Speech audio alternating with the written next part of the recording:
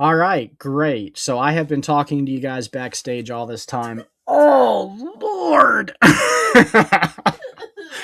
Oh, I hate Evie Mux tonight. Yes. I'm sorry, Robin. We are having technical difficulties tonight. We were going to do the show on the Dead Sea Scrolls, but Evie Mux is not allowing us to share our audio for whatever reason. And I don't think you guys wanted to watch a silent film about the Dead Sea Scrolls. And poor brother Rich is walking his dogs, and he's backstage in a whole nother room. So he doesn't even know where to come find me. And I'm up here alone. So, you know what, Robin? If you're at home right now and you want to kind of go over a couple of the parameters for our friendly debate, come on in. Like, let's talk about it. Um, for those of you who don't know, Robin is a good friend of our ministry, although she's not an believer currently. I'm working on that, slowly trying to brainwash her into the right direction. But she's given me a terrible time drinking our Kool-Aid, which I don't blame her. If our Kool-Aid is as good as our live streaming, then I'd stay away from it myself, honestly. But we're going to be doing a friendly debate on whether or not the United States was founded as a Christian nation. And she obviously disagrees with that. She's a big supporter of the separation of church and state and has a different opinion on what that means than I do. I'm a firm believer that the United States was most definitely founded on Christian principles as a Christian nation by Christian men. And we're going to hash that out in a cool debate. So that'll be fun. You're coming. Awesome. Awesome. Awesome. The link is pinned in the chat, you guys. So you're all welcome to come in, come talk to us, tell us why we're wrong, pick our brain, let us pick your brain. Hopefully, some of our brothers and sisters will be joining us soon. That would be a lot of fun. And also, I hope we won't have to start any more streams tonight. I'm hoping we got it down this time. So, Robin says, new stream. I recruited a person well versed in biological evolution. Sweet. You'll have to wait for Rich to get back. He's walking his dogs, but he'll be here very shortly. And you're coming. All right. I'm going to be outnumbered. In scientific origins, Robin, is that your friend that you recruited? The scientific origins? Ah, yes, it is. Okay. Well, don't beat up on me too much. I am a young earth creationist, but biology is not my area of expertise whatsoever. So I can fumble around it with you guys and keep it going until I get some support in here, but you're definitely going to have an edge over me because that's not my field.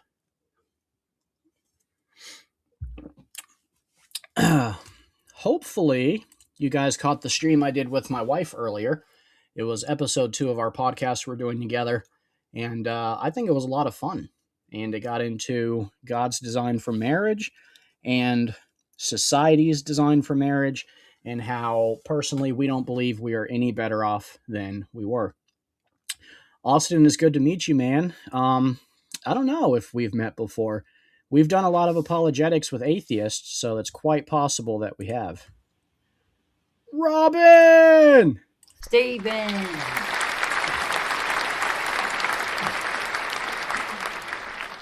Robin, it's always exciting and fun when you come.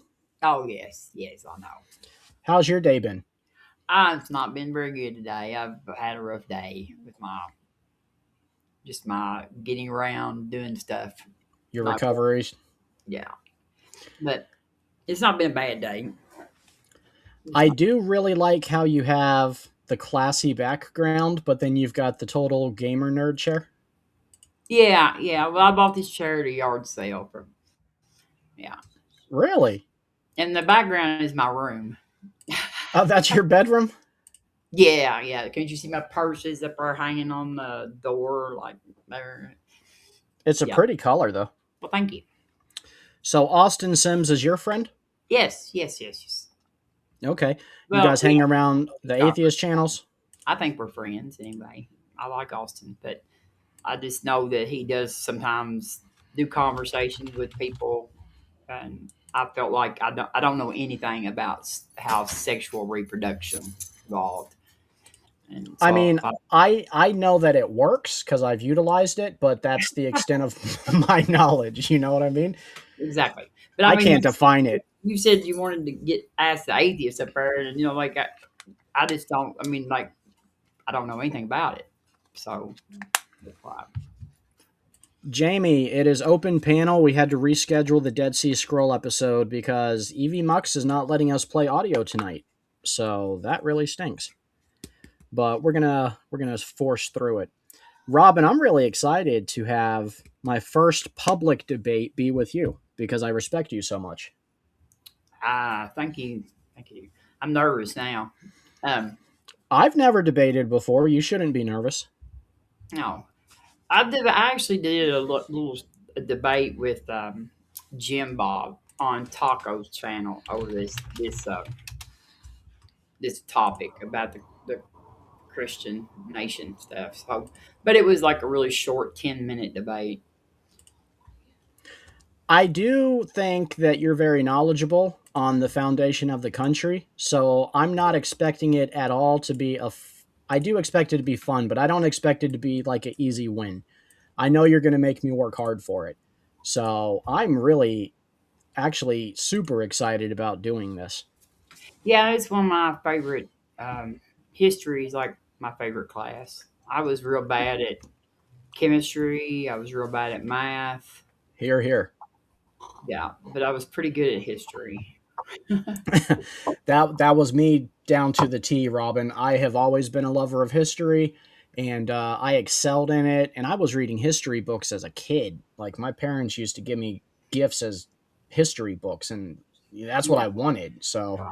I don't and even remember what happened 5 minutes ago, let alone, 20. well, like in American history is like, um, and like I like civics too. I always liked civics. I was pretty yes, good at that class. And American history, and especially since we've had the rise of um, hard pushed by Christian nationalists to like take over our government. I've especially become more interested in that topic. well, I 'Cause would say that there's a push right now for Christian nationalists trying to take back seats in the government. But I have to be honest with you. I feel wholeheartedly that it's a response to the communism that's been sneaking in. I don't know any communists really that we have in government. Well, Like they hide under the guise of like socialism. I mean, we have one person that was Well, sworn yeah. in as mayor. Well, we're not going to debate this here today anyway. But No, no. we have one person that was sworn in yesterday as a mayor who is a self-proclaimed socialist, I guess. But like, I don't even know of any um, other members of Congress that are actually. I mean, like all of our on both sides of our government are the capitalists. Like none of them are socialists. They're all even the Democrats are not left wing in any way. Most of them. Bernie might be about as far left wing as any elected official we have, and I would say he's still a capitalist. Man, Bernie, Elizabeth Warren, I'd say But they're all Max Water. they're all capitalists. They I don't know. They are so socialist it's not even funny. And you got Cortez in New York. How could you push her off as a capitalist? They're all capitalists. I mean, like AOC is probably a little more like they support like social programs and stuff. Sure. But that's not what socialism is. Like social, I mean, the definition of socialism is a certain specific thing, and like Theft. no, that's not what socialism. You and Capitalism, I disagree on it. capitalism is pretty much a lot of theft in it too. I think as long as as long as we have humans, which are what we are, humans are Yeah. involved in anything, they can screw up any kind of like system. I mean, I think a lot of our issues come from backroom deals and pork barrel spending. Yeah, we have a lot. We have to. I mean, I'm not anti. See, I'm not a socialist. I mean, I'm not anti-capitalist as much as I think that it needs really strict regulation. And I think that that's one of the reasons that I think that we are kind of in the place we're in right now is because one party was allowed to destroy the regulations that we put in place that keep people like we shouldn't have people don't need trillions of dollars. Like I don't, like Elon Musk has never worked enough in his life to be worth $1 trillion. The guy works 16 hours a day. I will give him that. 16 hours a day. Who does? Elon Musk. So you know Elon personally? No, but I've Okay, listened to okay. enough information and I've studied SpaceX for 10 years, to, I guess, get the I don't roundabout think. way. I mean, I don't believe he works really all that hard. I think he had a lot of money. He was born into a father with a emerald mine, and he had money to invest in specific things, and he did a really good job at deciding what to invest his money in. I don't think like he designed the Tesla truck, right? Is that correct? Yeah. Okay, So he's, that is like the goofiest vehicle that Tesla has. Tesla has really nice cars. do you know They're, why it's shaped that way? I don't know why. It looks like the 3-year-old drew a picture of it. I think. Yeah, it does look like a Pinewood Derby car, but here's where the the Cybertruck come from. So the alloy that they use is a special new alloy that they use to build their Starship rocket down in southern Texas, their Mars vehicle, right? Hmm. Um, so one of the ways to reduce the cost of manufacturing and the cost of materials is to mass produce it. So they took that company and branched it off with Tesla to buy a surplus of that new alloy just to really make it cheaper. And it's such a very tough alloy that you can't really bend it. Yeah, And so that's why they made the Cybertruck. Like I don't like the way it looks. It's very ugly. It looks like a Pinewood Derby car, but that's yeah. the purpose behind It'll make why a they good derby car if there's any of them left. But no, I just don't.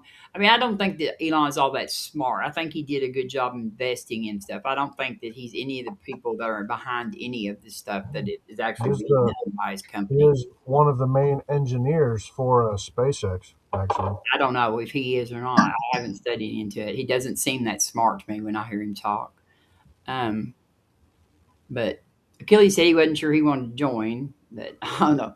But I did recruit. If Austin comes in, I did recruit him. If y'all wanted to talk rich about, um, He's actually here with us, Robin. okay, oh, about Um, biology, so we can drop this conversation because I went and got him specifically to come and talk about the evolution of biological, reproduction, sexual reproduction. So yes, and that's what we'll do. So we are going to switch gears and head in that direction now. I am going to have to play a very brief disclaimer so that parents get a warning that you probably are going to want to send your little ones out of the bedroom because this is an adult conversation. But first, we'll just say hi to Austin and let him introduce himself. Hey, how's it going? My name is Austin Sims. I am a biology student, soon to be a graduate student, nice. working on scientific credentials in the fields of biology, biotechnology, biostatistics. I work in the field of bioinformatics and biometrics already. So I work, I Oh, study, I teach a little bit. I'm a little more qualified than the average Joe to slap the label of scientist on himself. So yeah, I got a little bit of knowledge about this area. That's a very fancy way of saying you're smarter than us, so I appreciate that. he's smarter than I am. I know. I know he's smarter than well, I am. with the name like Scientific Origins, we are going to have to talk about abiogenesis, by the way. I find that field very interesting, and I would be happy to talk about it. Awesome. I So would be so first, so let's put that on the agenda after sexual reproduction. Well, okay. okay. Let me say this. Like, so that's just I've been putting together a presentation why evolution doesn't make sense, and that's really just a couple of slides, the reproductive organs and whatnot, which just But that's all it is. But I guess we still need to do a disclaimer about it, even if it's just a few minutes or one part of the Yeah, go process. ahead. It's just 29 seconds. Let me go ahead and get that out of the way so no one can throw tomatoes at us, and then we'll jump right in. I'll Hey, let I Rich just made and a Austin salad, go. so let them throw it, man. Come on.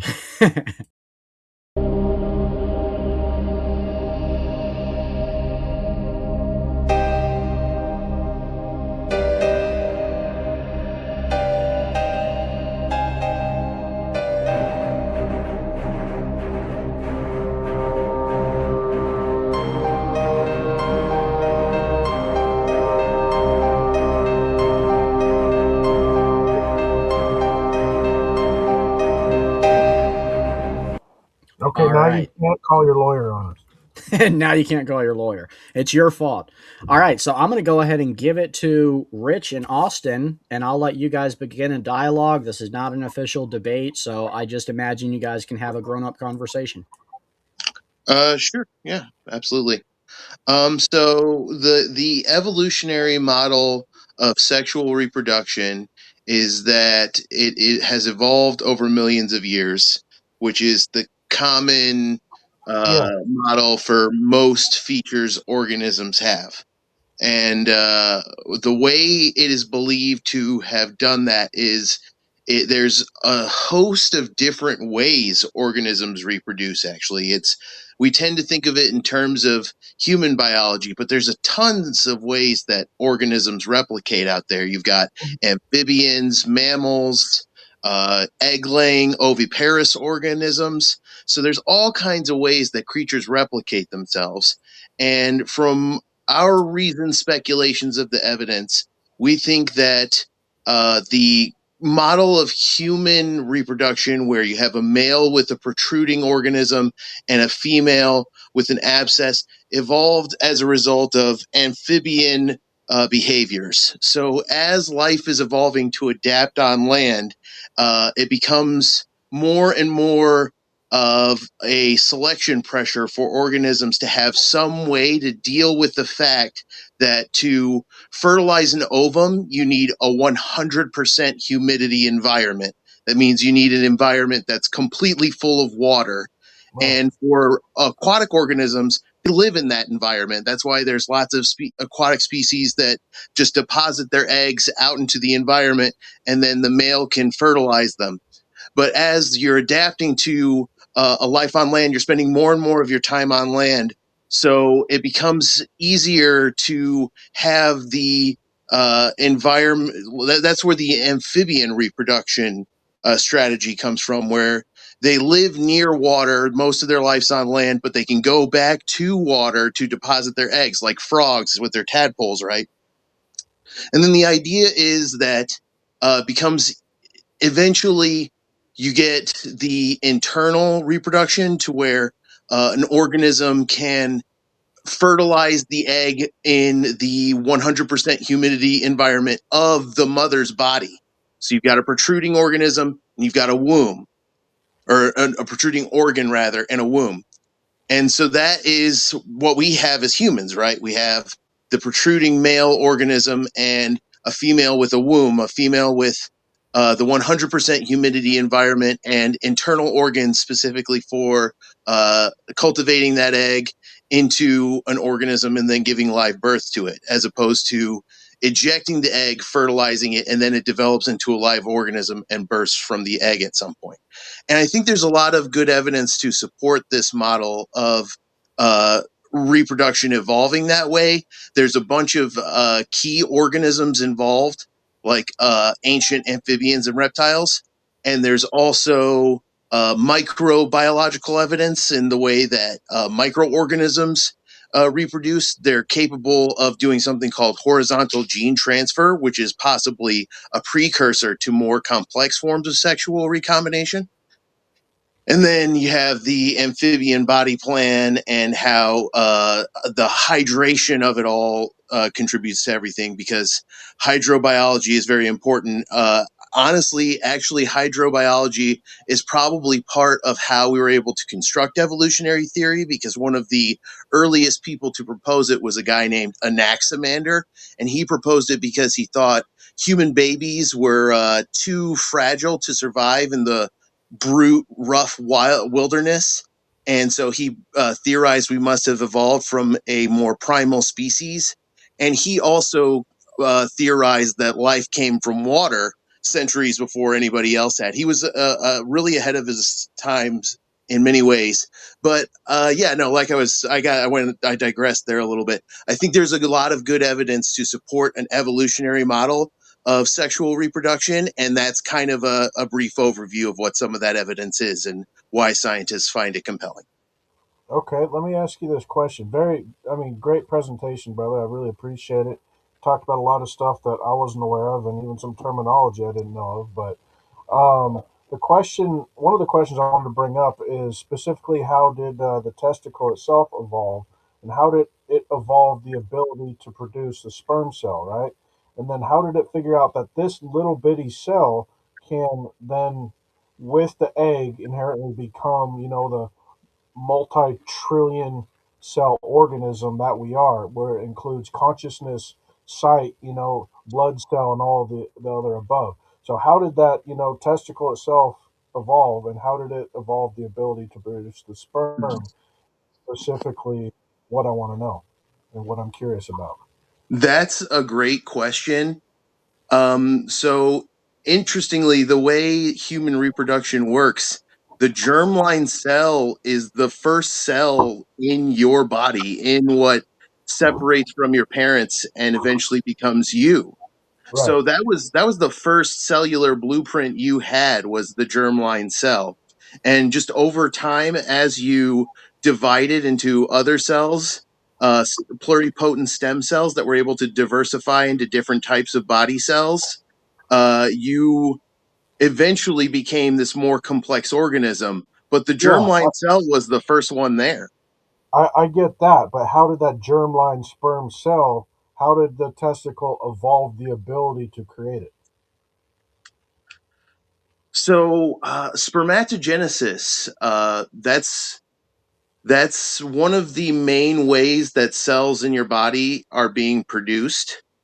So, spermatogenesis, meiosis, and mitosis are the ways that cells divide and replicate. As far as, are you asking about that, or are you asking about like where the first germline cell came from? Like, Well, basically the origin of it, like the very first start of it. I mean, so from what I understood about the evolutionary theory is that the first reproductive organisms were an asexual being, and I don't know all the details, but somehow they figured out, how to reproduce asexually, and then it was able to split, and then from there you have your, um, your what's the term? Your normal, sexual being, with the one carrying the seed and the other one carrying the egg.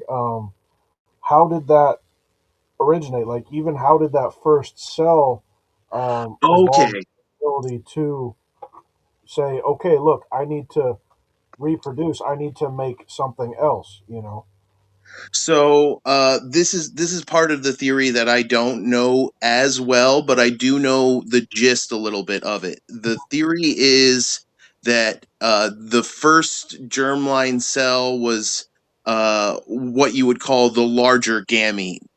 So when you look at binary sexual systems, usually Yeah. there's a large gamete and a small gamete. The current theory is the large gamete came first. It's kind of like a chicken or egg question, though, Right? and it Yes. probably didn't look like a modern gamete.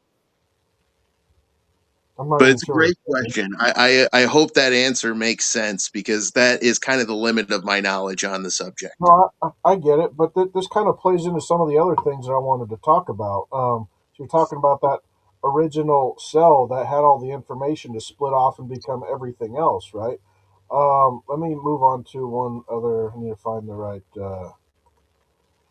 Um, okay, let's talk about like the cardiovascular system and stuff like that. For Mhm. example, so there's what I don't remember the number, something like 60,000 miles of blood vessels and blood veins within the human There's a body. lot in there. Yeah. Yeah. Um, there's also the heart, right? and there's also Hmm. the blood cell itself.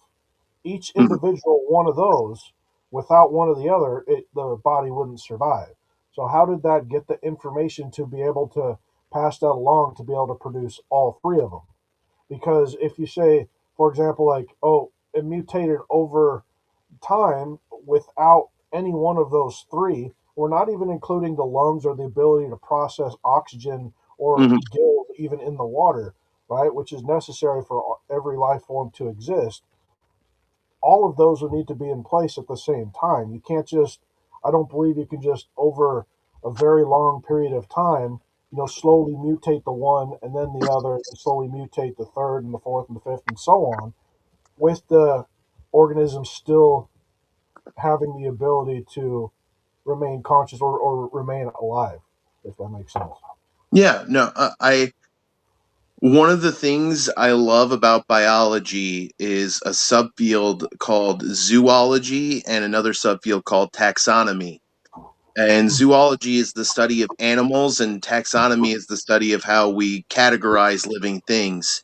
And what's interesting is when you start taxonomizing the kingdom of Animalia, most of the kingdom sorts into like 8 major phyla, What's which is oh yeah, I'm not familiar with that terminology. so there's species, and that's the most specific taxon. That's the one where it's just there's only one thing in general that you're referring to with the term Right, species. right. And then phylum is a higher taxon that incorporates several species, uh, families, and a couple other lower level taxons. And it'll become clear as I continue to make my So, point, so kind of what it means. just briefly, Austin. So does that mean phylum would be more equivalent to what we describe as a kind? Uh, Possibly. I have trouble finding out where the kind term fits into taxonomy, and I've quibbled over it a bit. Well, I mean, But for yes, example, yes, if I'm being generous, I think yes, that is correct. Okay, thank you. So, for instance, one of the major phylums is the phylum of peripherans, sea sponges. And what's interesting about the phylum Porifera is that all the organisms in that phylum, they don't even have a tissue level of organization. They're just loose colonies of cells, sessile filter feeders that they don't need organs, they don't need tissues because just by existing as a colony of cells, they pump water through their structure. So they have a hydrostatic skeleton, and the water also provides the nutrients for the cellular conglomeration. And what's really interesting about them is you can literally force them to evolve back into being monocellular if you just put a divisive grid over the top of them and force them to the cellular colony to divide by physical means. They'll go back to being unicellular, and then if you remove the grid, they'll go back to being multicellular. And so you can see how that phylum and the way it behaves kind of shows one of the steps in what we think would be an evolutionary system, like what can assemble what you're talking about, and the specific step being uh, unicellular organisms going to multicellular ones. And there are other organisms, there's a bunch of phyla that are like that, like the planarians show eye and nervous system evolution. The annelids show muscular and exoskeletal evolution. And all these different phyla can kind of put together a piece of how these transitions could have happened and how these specific systems could have built up. For instance, plants have a vascular system without having a pumping heart. There are organisms that have pumping organs without having blood. And there's organisms that have other kinds of cells other than blood or hemoglobin that carry the nutrients around their body. So you can kind of see how one could have come first. Probably the pumping organ would have come first, a more primitive vessel network, and things evolve over time. As they accumulate random mutations. Some of those mutations are beneficial, they're improving, and natural selection, which is non random, preserves those because they have a fitness advantage. And so that is kind of the core theory of evolution that we've been working with for like the last 150 years. Well, I get it. First off, let me throw this out there because I hear it a lot in various discussions that I have about there. Probably isn't scientific terminology. To say it probably happened that way isn't really using the scientific method to prove that thought. You know, I'm really curious, like how did, the blood vessel actually evolve and come into be? And then knowing that you needed a whole ton of it, but even when you transfer from one over to the other, how does the thing stay alive from, say a sea sponge, and then how does it get over to, something that is a living, breathing, air breathing, and blood pumping organism without actually dying until it figured it out. I mean, maybe, maybe my attention span Right. missed it. There needs to be a gradual change, and it needs to be a useful system at every stage of that gradual change, right? Yeah, but that's what Right. I'm saying. I mean, so how do you go from that until it's a useful stage when it evolves into something else and doesn't survive because it hasn't figured out the useful stage? It's not like you can go back and respawn and then try to evolve again. My understanding of it is we start at a useful stage, and evolution then acts as a tinkerer rather than as an inventor. It takes something that exists, and through variation, it can heritably propagate in future generations if there's a mutation that is a fitness advantage. So, like, for instance, a really salient one, that one that's really even easy to see with our eyes, is like a color change, melanism or albinism, that lends a camouflage advantage. And we will see that perpetuate through the fitness advantage, because a fitness advantage directly correlates to a higher number of offspring, And I and tend then to already see it. competition filters that production of offspring down to just the most fit ones, and it does that over and over again, generation after generation. Right, So right. each generation already has a useful form. It's just adapting uh, through generational time to gradually into a form that's more useful for a future ecosystem. You covered a lot of really good stuff, and I really appreciate and thank you for doing that. But Absolutely. I'd like to talk about that. You said that it basically starts at a useful stage. I mean, Yeah. that's not really a starting point if you're talking about, you know, Yes. abiogenesis, where, you just randomly have unorganic matter, with Mhm. energy added to it, turning into organic matter and becoming, that first useful stage. That's the big Yes. part. To me, it sounds like you are saying, okay, something designed it and put it into place, and then it just evolved and adapted and changed from there. That's a That's possibility. I think it's possible that even it wasn't a deity. That maybe it's some super advanced extraterrestrial or something. I think that's a possibility. well, I that's a think. possibility too, but you can still take that point and Yeah. still go back even further. Like, where was the origin of that Right. Yeah. extraterrestrial being? You Yeah. know, and keep going back, Yes. back, back, further and further. Which is why I Oh, find like chemistry based abiogenesis theories more satisfying. But it is an I interesting love thing to that think too, about. and I Yeah. would like to talk about that if you want to shift in that direction. I Yeah. mean, I've got Absolutely. a pretty good question. Because according to what is it? I always get the first and second law of thermodynamics mixed up. So one of the two says basically add energy to anything, it becomes destructive and decays. There is, I think, chlorophyll is the only one that shows you can add energy to it and it becomes useful. But before that, if you add energy to any piece of matter, you get it decays and falls apart.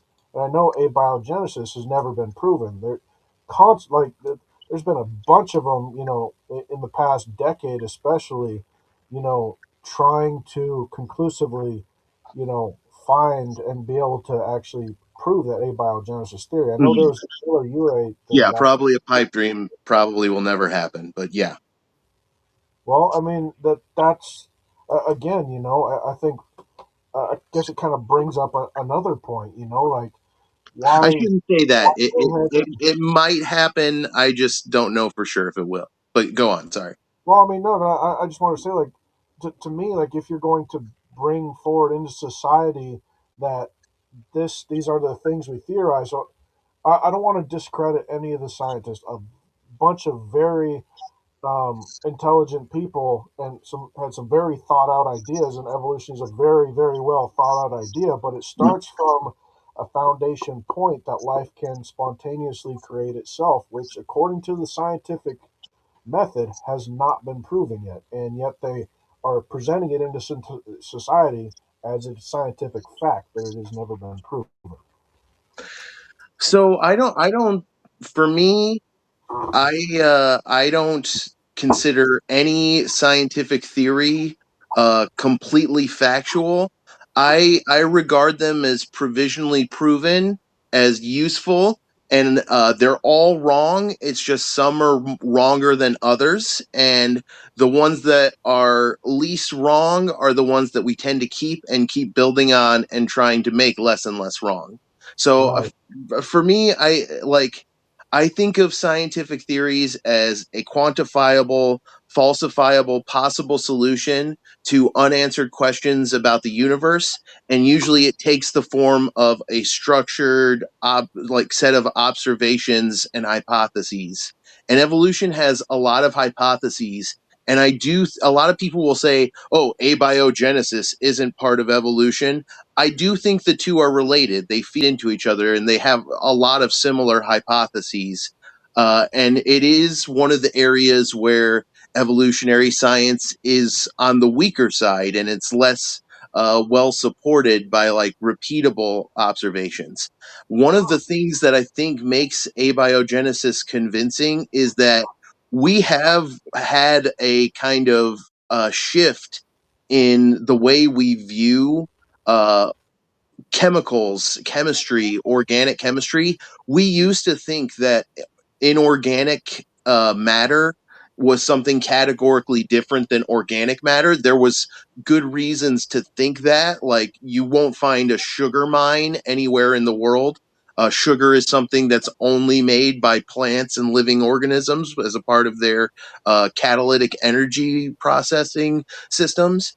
But we have eventually discerned that you can make basically every organic chemical through inorganic chemistry.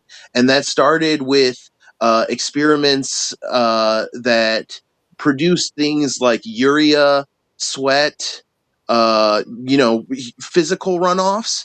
And then Hmm. eventually there was a Haldane hypothesis that was tested by Miller and Urey, which proved that the core components even can be constructed: Well, I amino believe acids, Taylor and Miller. carbohydrates, nucleic acids, lipids, and we can even, and that was like just the start of the field. Since then, it's come leaps and bounds. We've been able to form every kind of biomolecule you can imagine virtually, and we've been able to figure out the processes that catalyze them into protocells that do basically everything that a modern living organism does, just in not the same way, and it leads into more complicated issues like, how do you define life? Does a protocell count as something that's alive?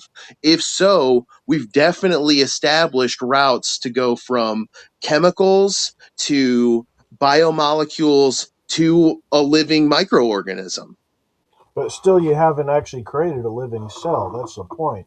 So some people claim Yeah, that they have done it, but one thing that they have they made some like cool very synthetic yeast things, but they do it by scrapping already living things. Yeah, go on. exactly, that's Yeah. my point. That's what I was going to say. Yeah, I mean, they do a very clever way of disguising it to make it sound like that they started from scratch, but no one's been able to put together, a living cell. So what is it in the Miller uree? They were able to come up with like what, two amino acids, and there are what, how many amino acids per protein, and how many proteins in just one cell? So I mean, you're talking they are a long way from doing it. And then I believe also that in order to have it advance into the next stage, they needed to add oxygen into the system in order to Mm. get it to go. But Yeah. when they added oxygen into the system, it all oxidized and died. Yeah, So there are limitations to our ability to understand things, and that's why I kind of think it might be a pipe dream forever for us to ever have a, oh well, this is for sure the way it happened. There was this replicator, and it got wrapped up in this kind of lipid, and it evolved into this kind of protocell. Which, yeah, that I don't think will ever be possible.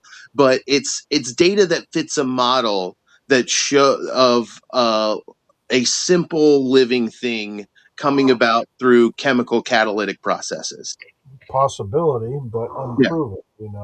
I mean, like, Yeah. again, I said like it's a very, very well thought out theory. And there's a lot of assumptions to start, just like many hypotheses do.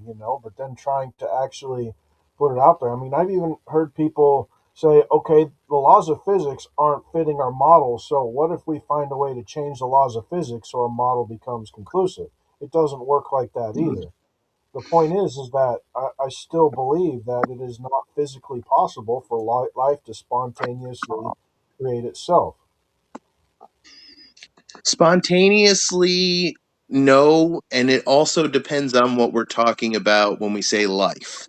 If we're talking about something like a 32-bit Little cosmic presence self-replicating behind your iPhone. polypeptide chain, that and we're defining that as life, I think is possible, but not spontaneously. It would be through the existence of a lot of ambient chemicals and a lot of energy being introduced into the system in terms of heat, ocean currents and electricity. Well, still, I mean, you've got that problem with the laws of thermodynamics where it still becomes. Let me see. I've got it. I Where think is you're talking about the it? second law of thermodynamics, which is it talks about how entropy works, basically, which entropy is a measure of uh, the physical term order in a system. It doesn't necessarily mean order like a well ordered, well folded pile of sweaters, as opposed to dirty heap of sweaters on the ground. It's Well, talking about uh, the physics of thermodynamics in a system, how well, energy is distributed amongst the matter. I get it. Like I've actually got it. I found my slide, which has the Hmm. actual definition. Says second law of thermodynamics states that all spontaneous processes in the universe tend towards increasing entropy, which is a Mhm. measure of order. I'm sorry, which is a measure. Bleh. Let me start over. The second law of thermodynamics states that all spontaneous processes in the universe tend towards increasing entropy, which is a measure of disorder or randomness.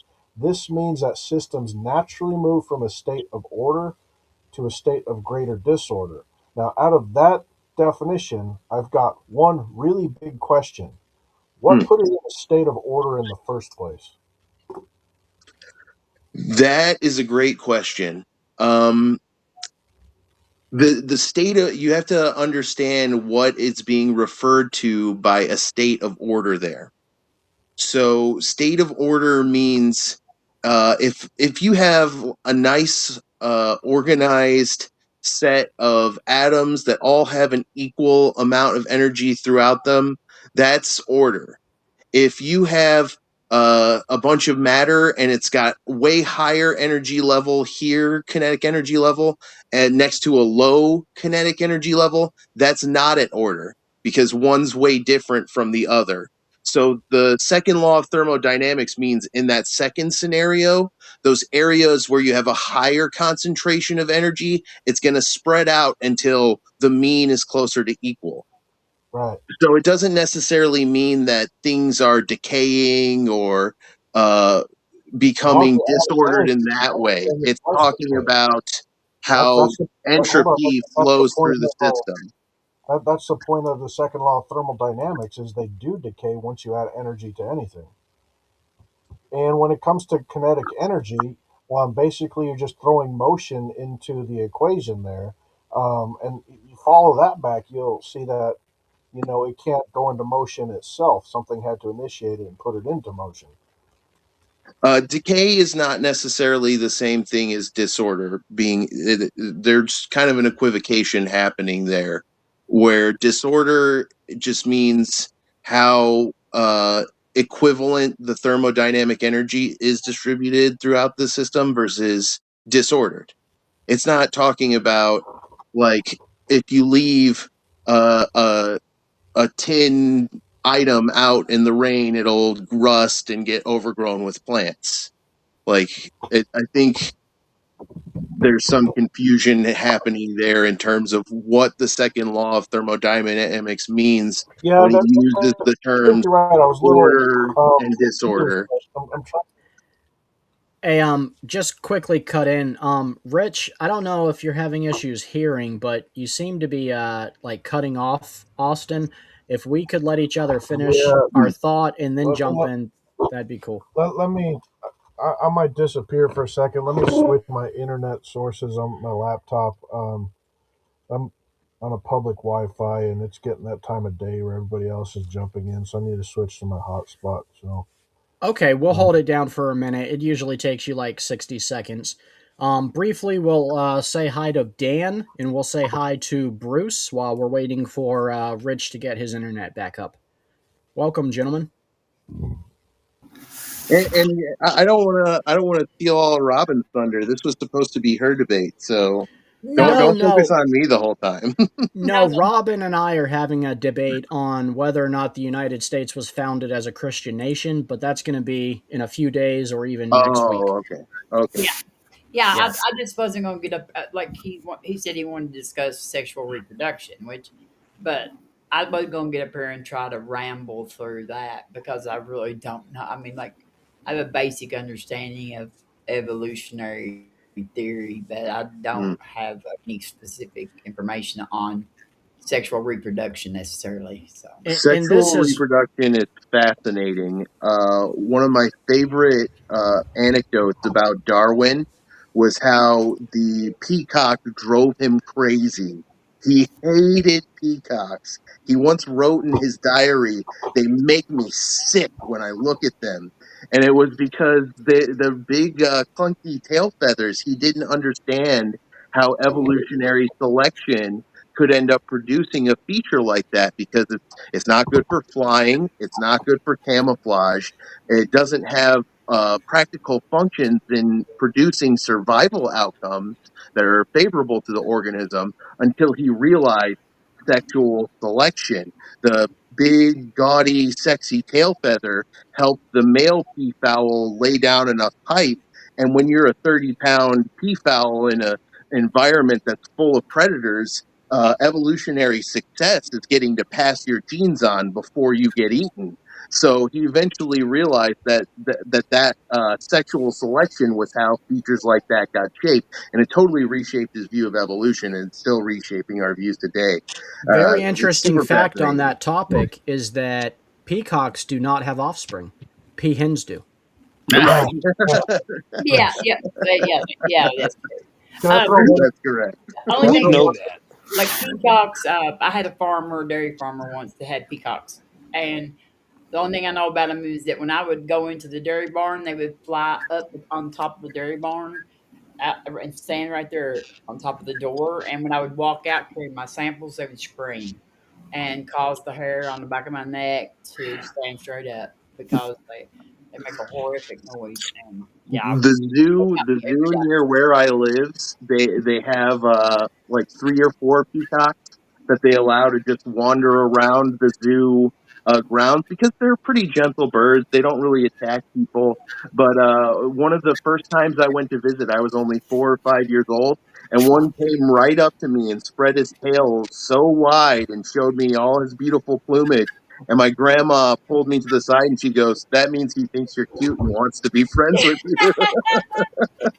They Isn't scared God's me creation every day. They beautiful? scared me every day. They really did. They scared me every day. Every day I would forget that they would be up there when I walked out the door, and they would scream because they have just a You really. mentioned the peahens. What's interesting is the peacock is the one that's beautiful and has bright feathers and plumage. The peahens are actually quite plain, just kind of monotonous brown colored, It's and they don't actually have surprising. It's yeah. surprising how much we observe that all through nature. Hmm. Often the males are the spectacular, beautiful looking specimens, and the Hmm. females are very plain. They say that it Very has a lot to common do in with birds. protection mechanisms. Is that Hmm. why San Francisco is starting to fill themselves with rainbow colors and whatnot? But never mind. We won't get into Yeah. All right, so Rich is back, by the way, everybody. Well, that. I was going to say hi, but you said the gentleman can say hi, and so neither Bruce and I said anything then. But I'll say hi. It's really good. I don't know. Somebody's is making noise like some kind of funny noise. It wasn't Might me. have been I watermelon. don't think it's me, but I do have to head out pretty soon anyways. It's getting kind of late for me, Oh, and but before my you charge is leave, dying on my phone. I'll stick before you around leave, for as long as I can. Yeah, I Bruce, got be one Bruce. thing to Bruce, get be into. respectful. This is my friend. Please. And a friend of Robin, you got to be good. Otherwise, I got my finger on oh, the. man, let me say something first. I mean, you don't even let me say hello. Oh yeah, by all means. Go for it, Bruce. Therefore, I say and testify in the Lord that ye henceforth walk not as other Gentiles walk, in the vanity of their mind, having the understanding darkened, being alienated from the life of God through the ignorance that is in them, because of the blindness of their heart. The overall stand from the gospel, from the scriptures, that blows the evolutional theory out of proportion by thousands of years. It describes mankind as having their mind and heart darkened by their own pride. And because of that, they alienate themselves from the ever living God that very well created them. Can you form that into a question that he can answer? No. I heard a I preacher can offer say, some thoughts on it. well, I form it into a question. I heard a preacher say that if you're in a debate, I guess like this panel is structured, and you allow the other party to define their terms and definitions as they go along, can you ever come to a conclusion or truth throughout the debate? The answer is no. And that's often what many atheists and evolutionists will do. They have no core foundation to their theory. All their definitions are variable. They're constantly defining their terms, moving the goalposts, and reiterifying their definitions based on science. Or what were you guys talking about? Cosmo? Like I don't even know. I love you, Bruce, but I don't I don't know if you are aware of this, but that was also not a question that he can Well, if answer. you let me finish the statement, I mean, No, no, I no, no. does it have to be 2 to 3 sentences? I think he's Yes. being That does Well, make okay, argumentative. it here that I'll makes narrow it it more down to a productive. sentence. He doesn't even know what What's the your topic is. fundamental source other than Okay. the Maxwell science books that Jeffrey Epstein's wife put out? Like, what is your source to Oh, your doctrine? No, that's three. That's three. So you did the question. Go ahead, Sims. What's your So source? so That's the question. let's see. in my worldview, there's two routes to believing as many true and as few untrue things as possible that are far and above superior to the rest. And those are philosophically and logically valid and sound ontology, epistemology, and axiology, and the Based on scientific what method. terms? Which terms do you want me to define? Well, my question was, what is your source for your, stand on evolution? And my argument is that atheists often have variable definitions. So, like, what is your core definition, fundamental source for your theory of evolution? You want me to define evolution for you? I define evolution as change in the heritable characteristics of populations of living organisms over time. And I believe that definition is quantifiable, falsifiable, and possible solution to unanswered questions, because it answers questions like, why do all of these feline species are all very similar to each other genetically, and some of them can even hybridize? It answers questions They like, can't do it with a uh, dog or a chicken. There are limits. sorry, what was that? No, I was saying like sorry, I just jumped in.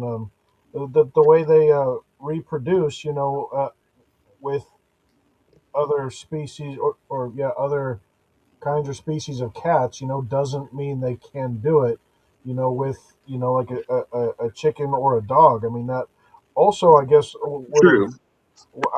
I wish I would have thought about it earlier when I brought up the thing about the reproduction system. So how does that testicle evolve the ability to only match with that specific egg of the same kind of animal instead of just randomly being able to, okay, we've made a single cell that can then grow into life, but if you put it into, say, a lizard or something like that that isn't the same kind of animal, it'll fall apart and die and not survive. I mean, uh, Yeah, so that gets into the very concept of what a species is. And what a species is partly decided by the behavior of that organism. So when it comes down to that, there's two things to consider: pre-zygotic barriers to reproductive compatibility and post-zygotic barriers to reproductive compatibility. And in most cases, the pre-zygotic barrier to reproductive compatibility there would be behavioral, issues. The fact that these organisms mate at different times, or that they initiate mating through different rituals and actions. I And how mean, does that us discredit humans, God? do some of the same mating I rituals don't think as dogs. evolution discredits God at all. I think that evolution is true, whether or not a god, goddess, or entire pantheons of deities exist. And I think that evolution is actually a part of how our understanding of God has been shaped.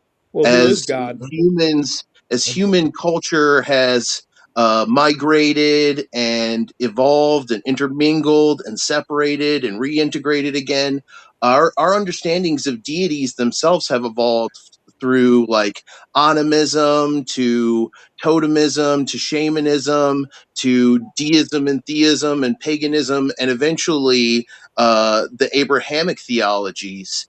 And I think that evolution, it doesn't discredit the idea of God. It doesn't make God any less real Well, at who all if is God? evolution is Let's real. establish that. Who is God?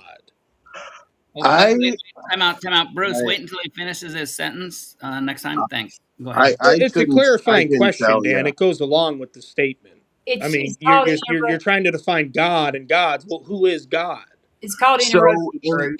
in the worldview that I'm discussing, uh, God is some comes where somewhere along the stage, a later stage, where it starts with ancient humans seeing their sibling or their child or their spouse go from being animate to inanimate. They die and they stop moving and breathing and dancing around, and their family wondered where the animate part of them went, and so they looked up it to the sky. And at first it just meant it went up there and it was gone forever. But then ancient humans started theorizing, well, maybe there's entities up there collecting these spirits, these animate energies, these parts of us that go away at some point. Maybe there's even entities that ferry them back and forth between this world, psychopomps. There's ancient beliefs that sparrows could take a spirit from one world to the next, or bring a spirit back. And so that deities evolve from that idea. It's an entity that has to do with this afterlife cycle, which I don't maintain that I know for sure that that's not true. I think it's a possibility. I'm an agnostic on that. That's more honest, I would say. Then my my thing, and I was hoping is that 'cause, Robin will tell you I come from like more of a design Mhm. um, and engine, not engineering, but making things, and so again the theory. So and tying in your chemistry and the biology of we know how things work now. So like if you have some special recipe, boom, we can Mm, figure by the chemicals what it is. So mm, we've broken down everything, and we can break down anything. Miller Urey, though, that one thing that showed is that chemicals just keep on doing stuff. So if he wouldn't have taken the simple compounds that were made, if they didn't take those and separate them from the experiment, they would have gone back to unusable things. So chemistry keeps going, biology keeps going, but we and then the whole thing of creating life, mm, that's again, it'd be like taking food products, the difference between them coming together chemically, whatever it is, mm.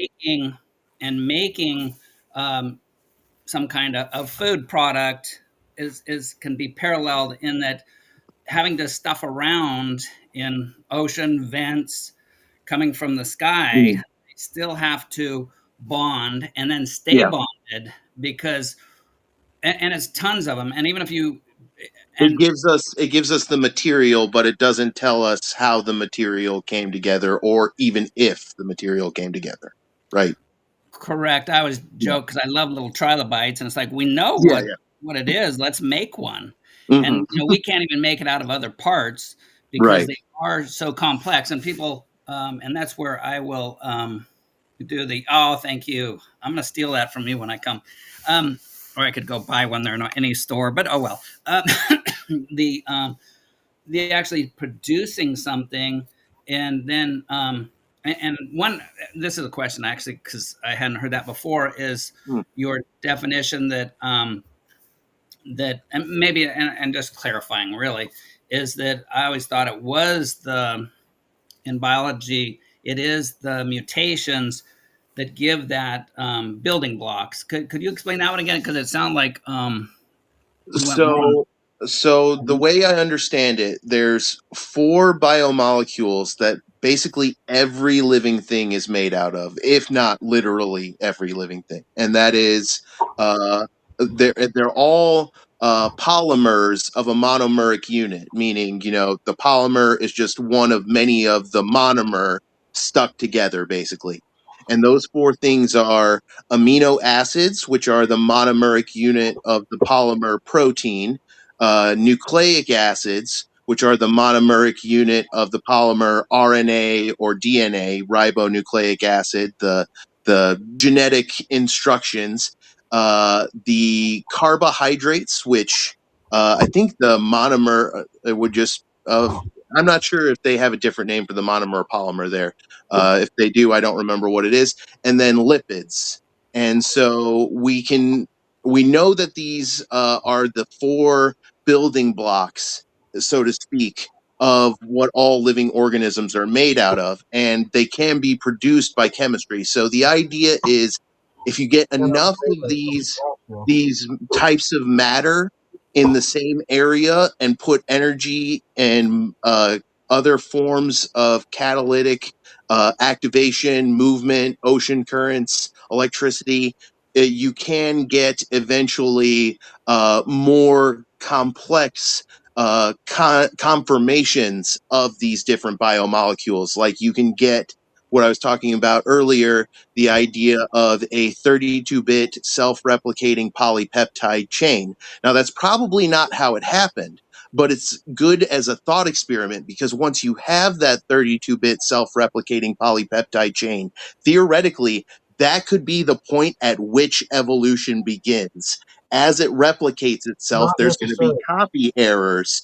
And some of those copy errors are bad. Those get filtered out by negative selection. Some of the copy errors are actually good. They make it copy a little bit faster, or they make the conformation a little more stable. And that is, and over the course of these random mutations, natural selection preserves and selects the good ones, filters out the bad ones. And so that could be the point at which evolution starts building the biodiversity we have now on the planet. One more Like I comment. said, I'll let you. likely not how it actually happened, but just like a thought exercise in terms of how it could have happened. Correct. But I was saying with the whole Miller-Urey experiment that they had to remove the simple building blocks Mm, because if they didn't, those simple building blocks mm, would have kept on going. So it doesn't matter how many, pools water. There's nothing to stop the sugar from then keeping on going. Nothing to stop the simple other things from keeping on going. And you need a ton of mm, them. So that's the big problem. Is not that we can't replicate building certain things, totally. but to get those things into a complex Hmm. uh, structure and then having that go, because even you're the simplest and Right. the simplest thing that is life Hmm. reproducing, all that good stuff, Hmm. and taking nourishment out of its system Hmm. environment. Big man, Those Lord. systems all had to be together. And it to me again, and people know me with this, like we all have the same evidence. We all have the Miller-Urey. We all Hmm. have those things, and think, is that complexity the simplest explanation, the cause, a creator designer, or just, and it would be just chance that in that Hmm. pond the right things got together in the right orders. And is chance a better cause, or is the creation? And Richard, I think you were talking. I think I interrupted you. Sorry. No, you're good. First, I'd like to. I haven't met this guy A Sims or Scientific Origin before, and I applaud your courage about coming out here and talking to 5 or 6 different people at once and Hmm. defending your point, brother. But I think I'm trying to remember exactly how you put it.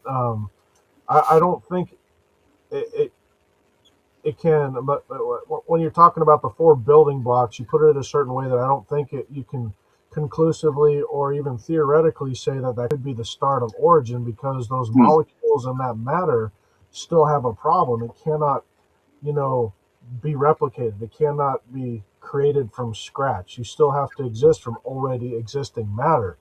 Right. And I think because that first law of thermodynamics, energy cannot be created or destroyed. The same is true for matter, the same is true for space, and the same is true for gravity. And because they're in existence, and because there's that law of physics there, and because they're in contradiction, I think that alone is enough evidence to show that something had to put it into existence and then put it into order the way it is. Hmm. I don't think it can spontaneously happen by itself, because it's not, you can't make new matter and energy from Yeah. No. scratch. That's correct. The first law of thermodynamics is that energy can't be created or destroyed. Um, I will. This can be the last thing I say before I duck out, because my battery's running low. Well, Happy Um, New Year to you, I- brother. I'll Thanks for I'll coming in. Happy New Year to you too. To address Dan, um, I can for sure guarantee I won't even try and pretend like that there isn't challenges with abiogenesis studies for sure. I am not in abiogenesis. It's not my field. I am nowhere near smart enough to work in that field, and I cannot explain it as well as an expert can. And I'm You're sure very that intelligent. I encourage you to stay even into the it, best because you do have the expert brain to do it, bro. even the best expert will have all kinds of hurdles, and it is a working theory, and they're working on it and improving it. And to address, I'm sorry, I forgot. Is it Roger theories of Uh, creation? Rich, I'm living proof you Rich, don't need a Rich, lot of money to be rich. Rich. I think you're right. Actually, I think that both of our arguments are going to eventually lead to either some kind of brute fact or infinite regress. The I think But, both of those are unsatisfying, and well, so okay, it's better to use some kind of real quick. necessary being. And I don't. for me, that necessary being is the universal quantum field, which there's good evidence that the universal quantum field is a thermodynamic inevitability. I don't discount the possibility of things being more complex and there being a deity behind that universal quantum field. But I think even if you Hold on accept before the deity, let me just finish. Even if you. you accept the deity, you'll have to use the universal quantum field in explanations of virtually everything. I need it when I explain putting my shoes on, when I explain going out to my car and starting my engine. The universal quantum field is involved in every level of that causal explanation, and a deity doesn't enter into any point of it. I guess it can, but it's a multiplication of entities. And so I exclude that as a matter of material, methodological naturalism. I agree, but let me back up to the what'd you say, the infinite digress? Is that Infinite regret, yeah, regress? or a Um, brute fact. so I think Newton's third law of motion is enough to show that the universe can't possibly be infinite. So the third law of motion is every action has an equal and opposite reaction, right? So if you follow that backwards far enough, you'll see that something was necessary to put it into motion, that it can't happen by itself. So, The prime mover. It's, yeah, well, okay. exactly, because you're, if the universe is infinite, well, how did it get into motion? You can't act, an action can't act upon itself, right? So something had to put it there. But so Hmm. when it comes to the well, a couple things.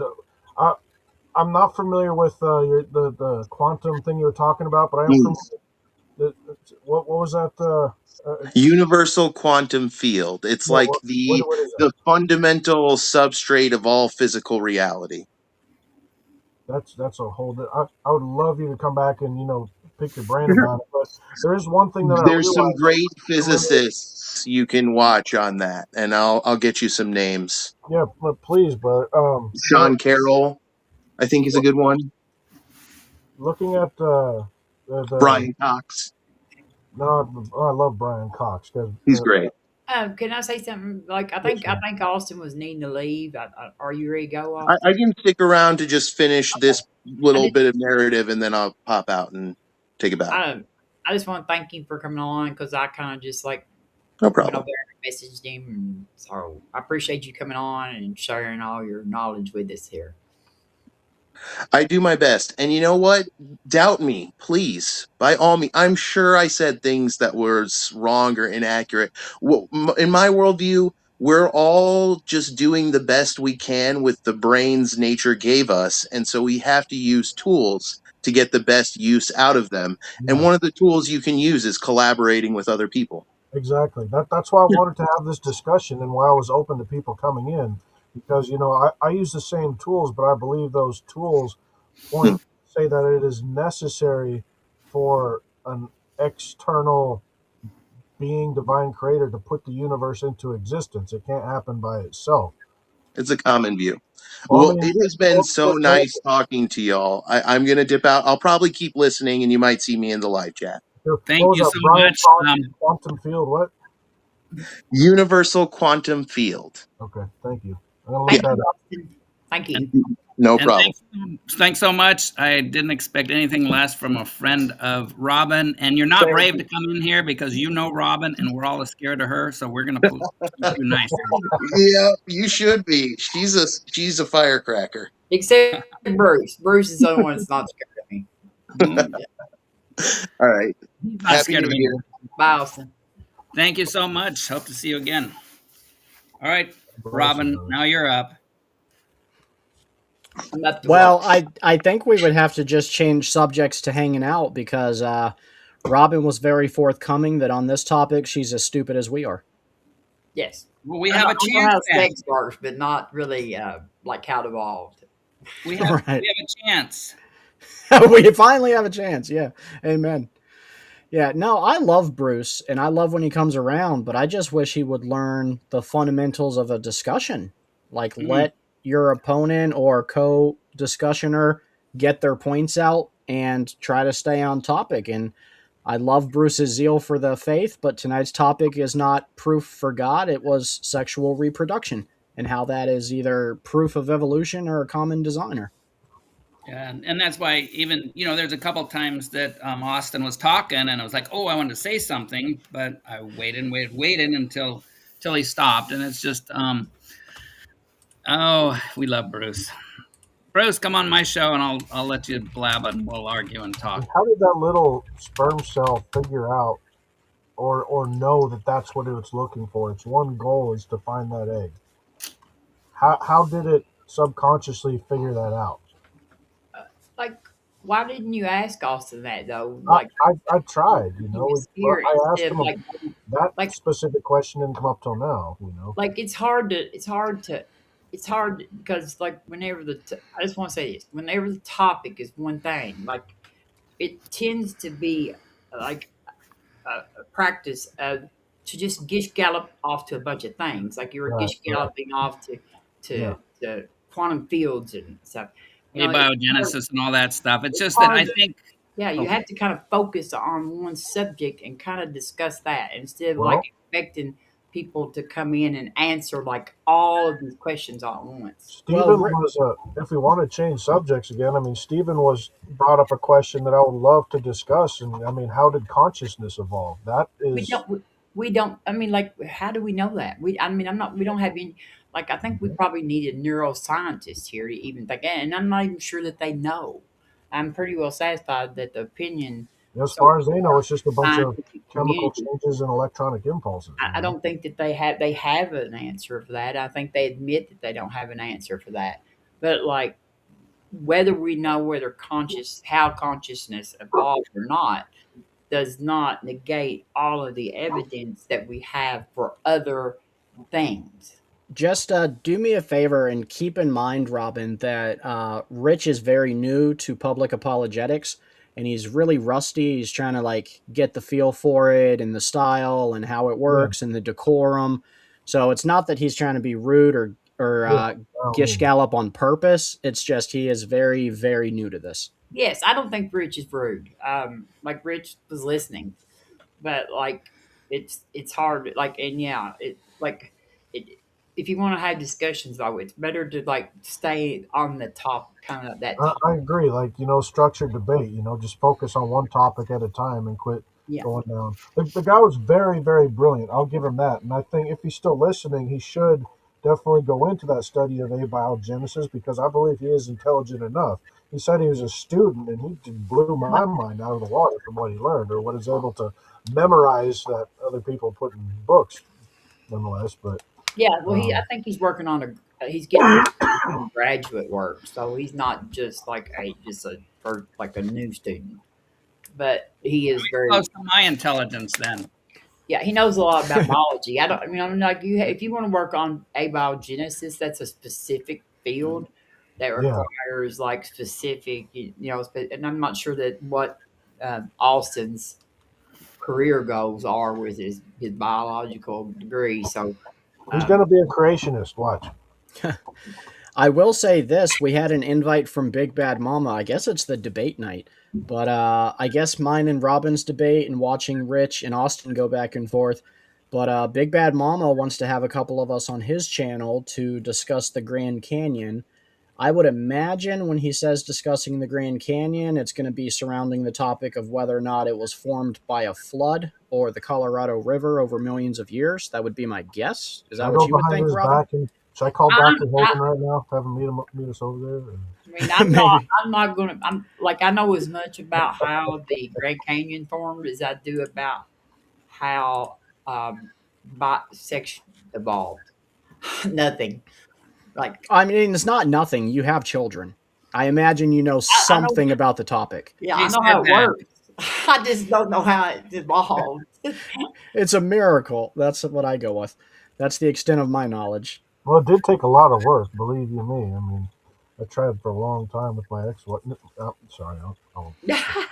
No, I mean, you're right. It's so bizarre because Krista and I have been trying to reproduce for a year and a Oh, half now, and we oh. just can't get that biology part down right.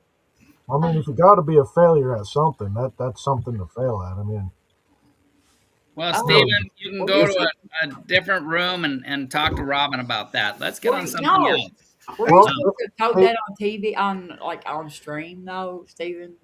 No, there's I don't see anything wrong with that. In my opinion, God designed the sexual reproduction concept. I think it was done beautifully and I think he takes delight in it. I obviously believe that he designed it to be within the confounds of a marriage, yeah. to where it's sanctified and holy, but no, I don't think that sexual reproduction should be taboo for Christians because we're here because of that. And one of the first commandments God gave us in our worldview is to be fruitful and multiply. And you simply can't do that without God's gift of reproduction. Oh, I didn't mean the reproduction. I just didn't know that. Like, I hadn't heard y'all say anything about trying to have a baby. Is what I was talking about. Oh yeah, well yeah we are. We're trying and she's excited and we'll be going Re- trying again soon. Remember Nick and Julie? I mean, they went what a decade, and they were beginning to think that they couldn't, and now they have three wonderful children. Well, and there's stories all through the scripture, but who was it? It was Sarah Yeah, whose womb 90. was opened up at like 80. Well, then, I mean, 60 years down the road, who knows? You guys could have one, brother. I mean, Man, hey, Bruce is being hateful tonight. Dan, how much do you know about the Miller-Urey experiment? I've really wanted to dig into that. I don't know a lot about it, and I want to learn more about it. But you sound like you know quite a bit. Me? well, I don't even. What you just said sounds like Chinese to Dan, me. no, well, I just Dan, you'll bring it. mainly, just study again because, like, pretty much everybody on these, I think most people, we love to, find new information, dig into things. That's one blessing of the internet. And yeah, and so just it's the again, you go, and that's why I love Robin on or a guy like Austin, because if we get in our echo chamber, then something we say that probably has a lot of stuff to on the other side, we're not going to see that. And so it's only when we and that is kind of science. It's only when you pull things apart, get the both sides, not just, oh, this is the way it is. Well, find out how it doesn't really work. Get the and not even detractors, just somebody's like, is it really going to work? And that's we have whole things of study on quality control testing on stuff we make. So that's where it's awesome. But so the whole Miller Urey, because from the 70s, it's like we can Miller Urey experiment. It shows, it proves that life can come by abiogenesis, and that was back in the 70s. And so I didn't know. I wasn't even into it at that point. I was just going through high school and then college, and then and I didn't really care. And then later on, but it's like yeah. So you see the pictures. Also, I think it's putting it up here. They took I thought it some was two different. varieties of amino acids, not 20. I think there was more, Was but it there? takes tons and tons and tons. And again, those amino acids, if they would have stayed in the chemicals they thought were the early Earth chemical, or the atmosphere, the early Earth chemicals that would have been there, and then putting in the electricity like it was lightning. But whoever was in charge of that, those were the main guys, but whoever was actually doing the experiment, they had to pull those things out of the chemicals because they were toxic chemicals. And so if you would have left those in there, it would have just gone to more junk. Miller Urey took a combination of gases, put them in a glass Aperture. aperture, and applied electricity to it, produced around 20 varieties of amino acids. That's what I've heard. But again, if you don't separate them, they will go to junk. But again, in the 70s, when I was in school, so it was earlier than that, um, they that was evidence that we didn't need a God.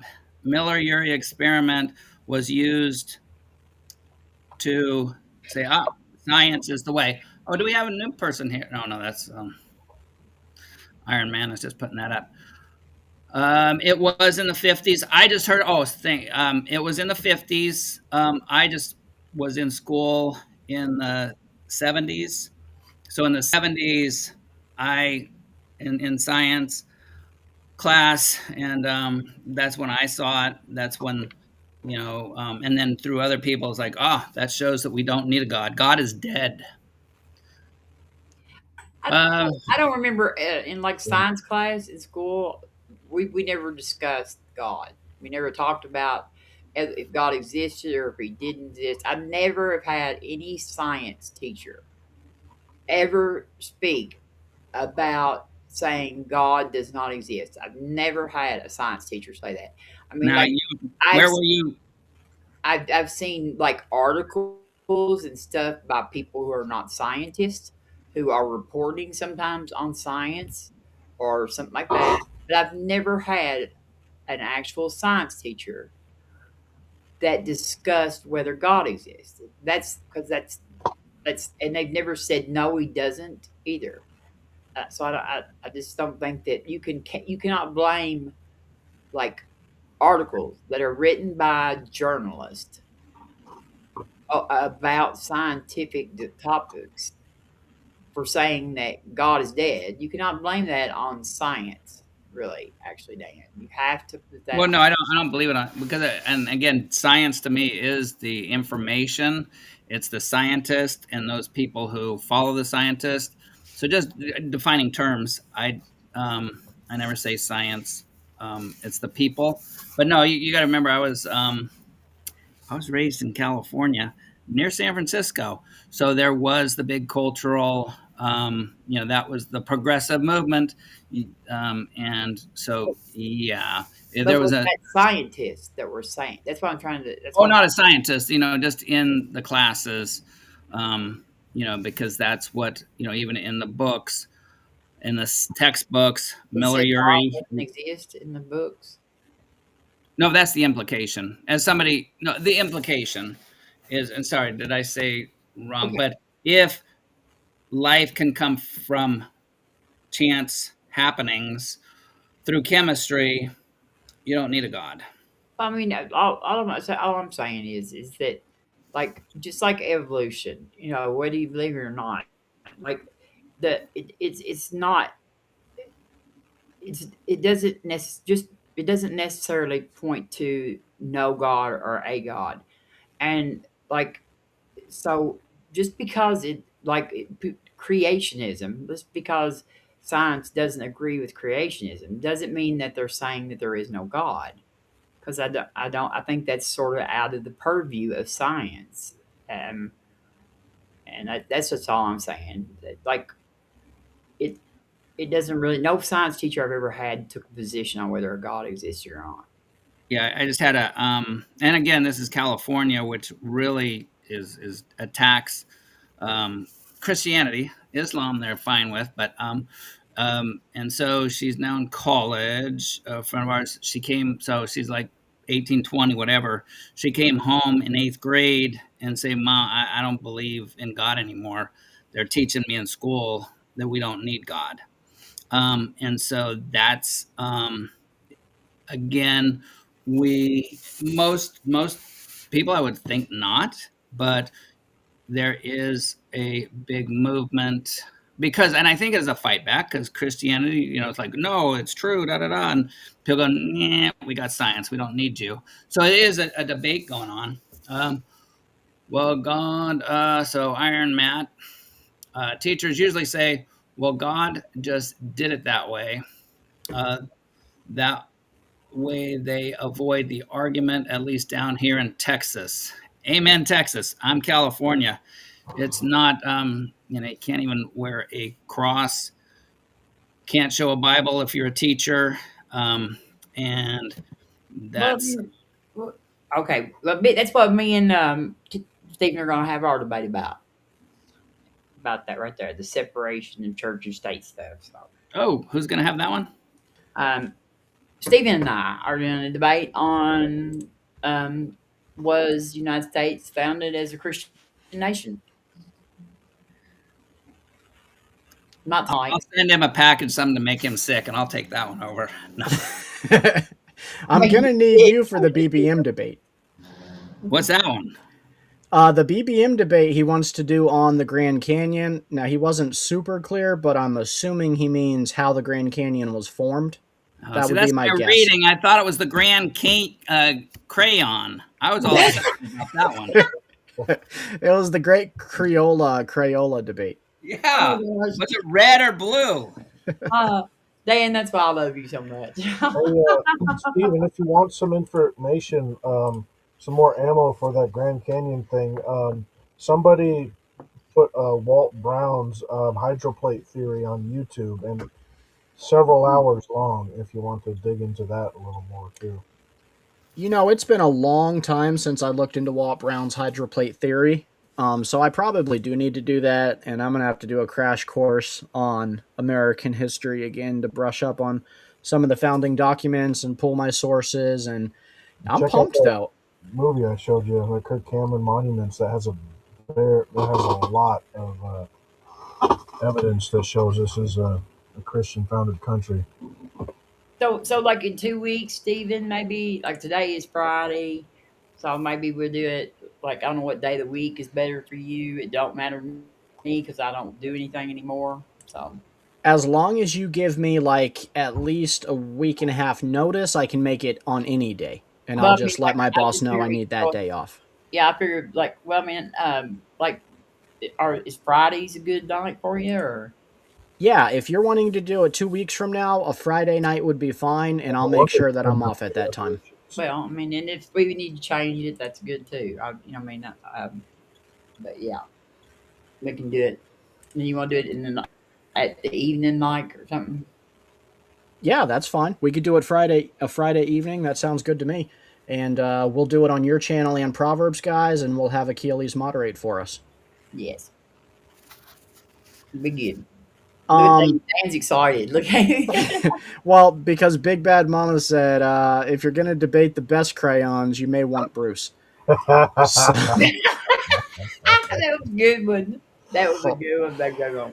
let me Bruce, ask you that. Why is there so much contention between Bruce and BBM? Have they been in it before? no, I mean, like it's just like Bruce is rude to everybody, Stephen. I don't know. Maybe you've not noticed that before, but like he's very rude to everybody, especially as atheists. Yes, he is. He doesn't. I He doesn't have any kind of. He just preaches at you instead of talking to you. In your face preaching, yeah. I really Yes. cringe to think that there was a recent season in my life where I acted that same way. And I just have always thought that there was hope for him to polish up a little bit and be more courteous and Christ-like, but I'll be darned if he just doesn't keep disappointing me. No, it's just like, Paul at the, what was that, Acropolis, and it's like, he didn't go in there like, you guys, you're idiots, and start reading off Old Testament to these dudes. There's only one God, all these gods. It'd be nice that, and I think Bruce, I love his passion. I love the fact that he's, out there defending. I just wish he would imitate like Apostle Paul more. There is times to like argue with somebody. Unfortunately, it was Barnabas that he argued with. Um, but even Well, that, I mean, I think that first of all, I think that every person, if they're an adult and they're honest, has to admit that they can be wrong about something. And so, like, you don't have to say that you think you're wrong about God or whatever, but you have to at least admit that you need to listen to the conversations that people are having and talk to them on that topic. Like I told you before, Dan. Like that's why I try to come on sometimes when you're talking about evolution and stuff. If you straw man it, You Mhm. have to know how to know a little bit about it to have the discussion about it. And Bruce doesn't know anything. Like he wasn't even wanting to talk about evolution. He just wanted to preach. That's why that nobody wants to talk to him about it, any of this stuff. Well, and that's why the South has a Baptist church on every corner, and Christianity's dying, because no, you gotta love. Part of being loving, and not that we all fall, but it's like caring about the person. So it's like, I mean, yeah. Anyway, enough said. Bruce, we love you. Um, Actually, maybe we'll They bring do. him backstage sometimes, and we'll train you, Bruce. We'll give you some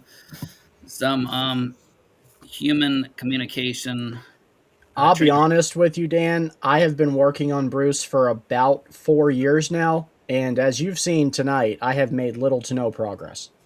Someone needs to get him a sweet, kind woman, I think. I think you're right, Rich. I think he needs a lady in his life. I don't know anybody that I don't like that much. Um, I'm joking, Bruce. I'm just being really hard on you. Do sweet, calm women actually exist? Is that a myth? I'm like, I'm We should being debate good. that one. Stephen may have got the last one. I think I did get the last one, guys. Like, I did not deserve it, and thank God she's got a touch of the retardation and she accepted me, but Oh no, no, You said that publicly too. You're gonna get no. hey, I'm just saying, like, there's something there. There's a disconnect She's a or a sweet. wire shorting that she brought me home. I see what you're saying. maybe Let's she just has a define. soft heart for you know lost causes or Or, whatever. Maybe that's it. But let's define terms. Women who are gonna like whip you into shape. I don't call that sweet. It might be necessary, but Yeah. My the good wife thing. will often walk in a room and say, Steven, you're snacking too much. And I know that's a sweet way of saying you're getting fat. well, you know what they say. You can't get fat on an empty stomach. So, That's true, yeah. well, just tell her you're trying to get a chiseled jaw because you think women like that. You know. Well, it's just when I go into early retirement, I'm hoping to hibernate for a long time, so I'm building up for the moment, you know? Right. I mean, you and me know we both like being well-rounded individuals. So, pineapple Ross. No, no pineapple on pizza. You know what? I've been dying to try get a pineapple pizza, but then take some little slices of peaches and then throw it in there and throw it back in the Oh oven. gosh, more fruit. Okay, so Rich is going to have to be removed from the panel permanently. See, this is the what is that period called when you uh probation period? He just lost. He just lost. We More let the pizza. we let the pineapple part go, but peaches, man, anarchy. Total anarchy. Oh, Well, what okay. other tomatoes a fruit, and the whole thing's made with tomato sauce. So I mean, what else do you want? I That's took true. and I made, just I spaghetti in the Philippines to show them a little bit of California culture. I cooked the sauce for hours. I get over there. They went to the local school or store and got sweetened condensed milk and put into my spaghetti red Oh sauce. no! It was like, what are you guys doing? You know what? I had to try it. It tasted great. It was like a dessert. But in the Philippines, maybe that's why they have some health issues over there. Took I healthy spaghetti, which is not already, and put in sweetened condensed milk. I had something similar happen. So I make a really good red chili, and I was working for a Keystone ski resort in Colorado, and they had a bunch of people up from Brazil, and they were throwing a little party one evening, and I spent 8 to 10 hours making this chili in the crock pot, and I was getting ready, just about to serve it, and then one Brazilian woman comes over and takes a big old bag of rice and just dumps it inside the thing and starts stirring it up. Like, no, you're kidding me. But Uh, I use a chili mix that has like a masa mix that you put in at the end of it, and so it's got like it's sort of like milk and yeast or whatever. It's masa. It thickens it up so that it's like the next. You know how chili's always good the next day. Yeah, you Like let them it's marinate better the together. second Yep. day. It gives you second day chili on That's the. usually how I serve it. I cook it 8 hours, let it cool naturally, throw it in the fridge for 24, and then reheat it in the crock Yeah, pot and serve it the next day. but if you get um, I can't even think of his name now. That he used to make Mustangs like show Mustangs. Carol Shelby? Carol Shelby. If you get Carol Shelby's original chili mix, it has masa in it that will thicken it up, and you put it in the last 30 minutes, and it makes it just like you waited 24 hours to eat it. And that was very good. You couldn't I'm compare it to looking Carol Shelby. That was very good because I couldn't think of I didn't know he did chili. I have to look I into that. couldn't think of another hint. Guys are making me hungry. Gemma made a big pot of Yeah, me split too. pea soup with the ham bone, and I made her throw in a bunch of the big. Oh, I got I got an I'm extra not. slice of pineapple pizza here if you want some. I'll I'd pass like on. to share this with you guys because this whole debate about tomatoes and whether it's a vegetable or a fruit, I want to say that there was a mass conspiracy to reclassify tomatoes as a fruit so that John Nix in the 19th century could avoid a tax or a tariff on produce, which at that time I think they just considered vegetable. So they had the tomato reclassified as a fruit to avoid a 10% tax. Didn't know that. Bunch of cheap bastards. Because who would ever put tomato like on a pizza the way you would pineapple? That'd be stupid. You never had sliced up. Well, I usually like it with like a garlic white sauce. Just slice it up and then throw it on there. But You guys are speaking to my inner fat kid. I know I'm getting really hungry. If we don't stop talking about food, I'm definitely going to eat my keyboard. My inner fat kid is related to my outer fat kid. Although Philip, we were doing some mortar today on this flagstone walk, and he going, "This looks really good." And I said, "Can I eat it?" And I could go for it. You're not going to have any taste buds. But there's a 12. Now he's 13. He just turned 13. So that inner teenager in us all. It looks like it's edible. Let's try it. Dan, I think you and Austin should set up a good talk because you're into the herbiculture and you're an award-winning designer, and you love the topics of like symbiotic relationships. And I think with his knowledge, you guys would have a great discussion. No, and that's what I love. And again, I think I got the Iron Man thing down now. Um, Robin, she's actually been helping me for like 6 months, a year, Mm-hmm. and that's what I actually like because even with the Grand Canyon, it's still like where'd all the dirt go, and that's nothing I've ever heard a evolutionist geologist talk about, I but don't, and they might have, I just well, haven't. let me just say, Dan, I don't mean to interrupt you, but Oh no. I just want to say that you're assuming that, from what I know, what little I do know about it, you're assuming that the Grand Canyon was as it is right now, and that the water ran through there and washed that out. And from what my understanding is, that's not like the rock layers were added on there up, so it wasn't like carved out of that existing rock.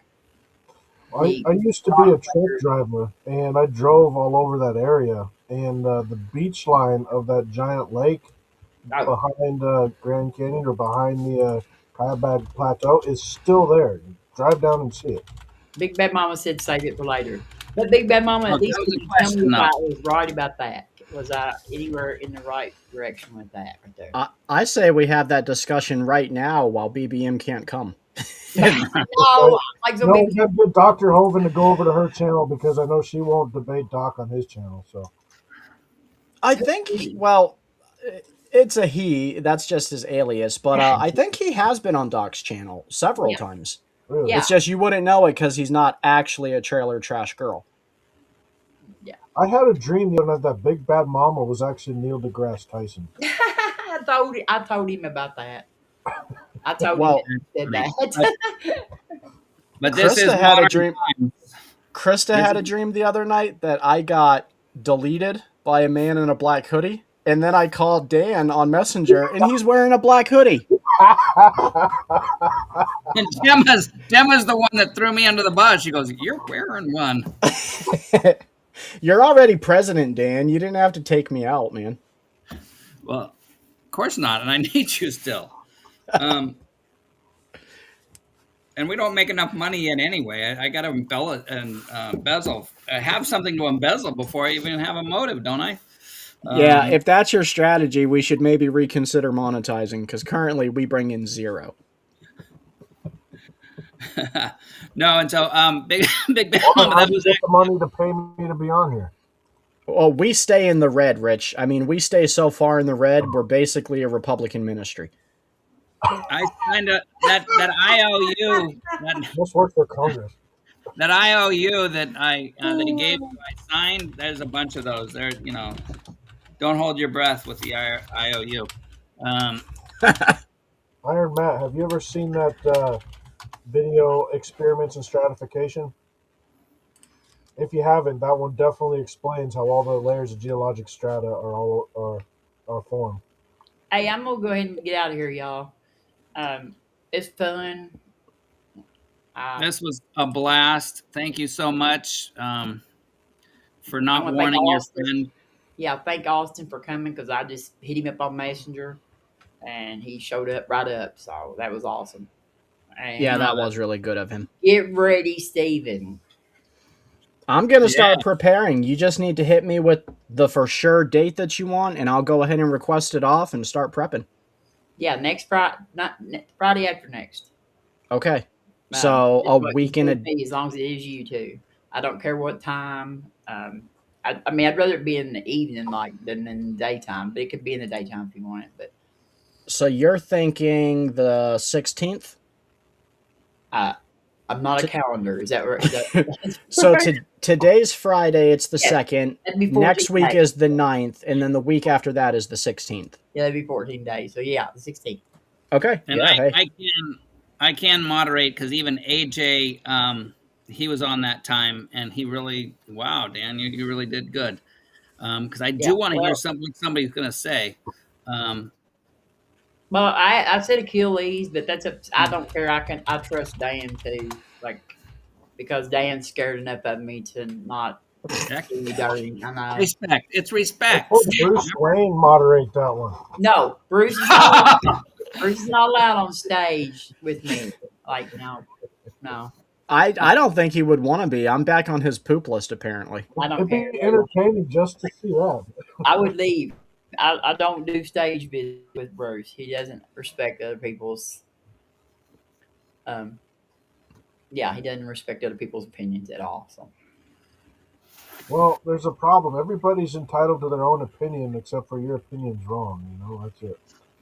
I mean, I respect everybody's here's opinion on what they think. I respect your opinion. Yeah, and I don't think that he shows any respect for anybody else's opinions. If you have that kind of thing with somebody you respect, like we're planning, Robin, I don't even see it really as a debate, because I don't see it as something that's going to be contentious or, purposefully opposing the other person's views. I'm willing to listen to what you have to say. Okay. Good. And usually the debate, why I don't like them is like it's a gotcha. It might have nothing to do with the topic, but that person won because they made the other one look stupid. I'm not a well-seasoned debater by no means. No, which is a good thing because it's like, oh, I won the debate, and it's like, but you were stupid. It doesn't matter. I won the debate. Yeah. Well, after Robin and I do it on our channels, if it's not totally stupid, maybe we'll do it on Donnie's. Ooh, I don't know. You don't like Donnie? I've seen Donnie. Do a poor job at moderating for some people like that. You feel he's got too much of a bias? I mean, I think Donnie's a nice guy. Don't get me wrong. I think he's a pretty nice guy. But I've watched him cut off some people before But I know he doesn't like Mark Reed very much. I mean, I think Mark Reed's a really great guy. Yeah, I think I've Mark is very respectful to people, and he can carry on a conversation with about anybody until you get to being real rude to him or cutting him off or Did you see the little mini debate he did with Andrew? Andrew, forget his last name. Wilson. He's on the Whatever podcast. Wilson. Yes, did you see that? Yes, Andrew. I was moderating because we had a lot of Andrew Wilson's crowd in our chat, and that we had to block, block, block, block, block, even though he had said don't come over there. But you know, Andrew Wilson doesn't debate. He attacks people, and he lies. He spits out lies during his debates. Like his facts, you cannot trust anything that he says is a fact. Um, we were fact checking him in chat while he was doing that debate, and like putting up there and telling Mark when he was wrong.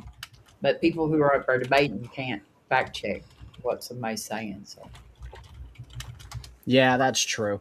he's a And that's a dishonest. shame. He's a dishonest interlocutor, and he's a person who uses personal attacks against people, and he's really bad at opening jars. Is he? Oh yeah, Yeah. I saw that episode. And then the lady opened it. So if I was to ever have to debate him, I'm just gonna offer, pick out. Let's just do a jar opening contest because I have a jar opener. Robin, Like, you're not being fair. We both know that her sweaty, lotiony hands lubed that jar up. yeah, that's what he said. Yeah, I have yeah.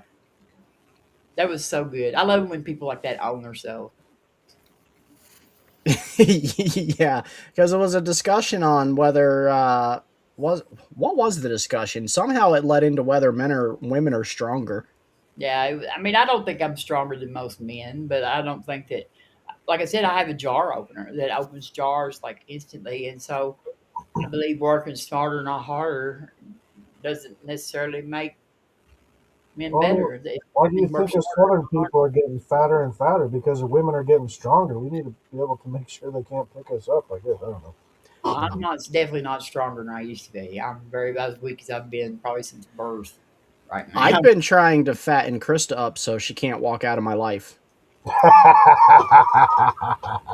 She'd have to crawl. What are you talking? What are you saying? I don't want her to leave, so if she's stuck to a chair with no mobility. Oh, that's real. Yeah. That sounds really weird. Stephen. I just don't want to lose her, Robin. She's so special. And I'd say probably don't just have discussions like that right there would help. It's not working. She's losing weight.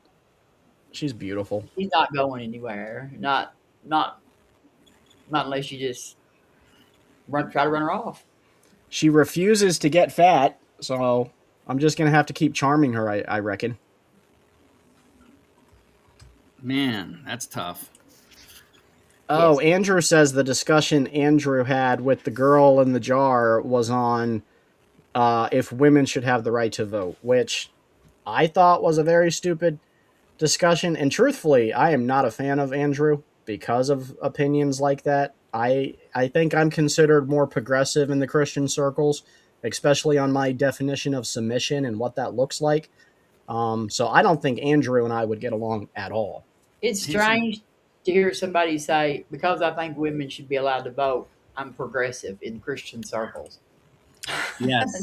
Well, no, it's not Christian circles. It's wacko. It's the Steven Anderson type of garbage that, they forget to read the thing that there's neither Greeks or Jew, free, men, women.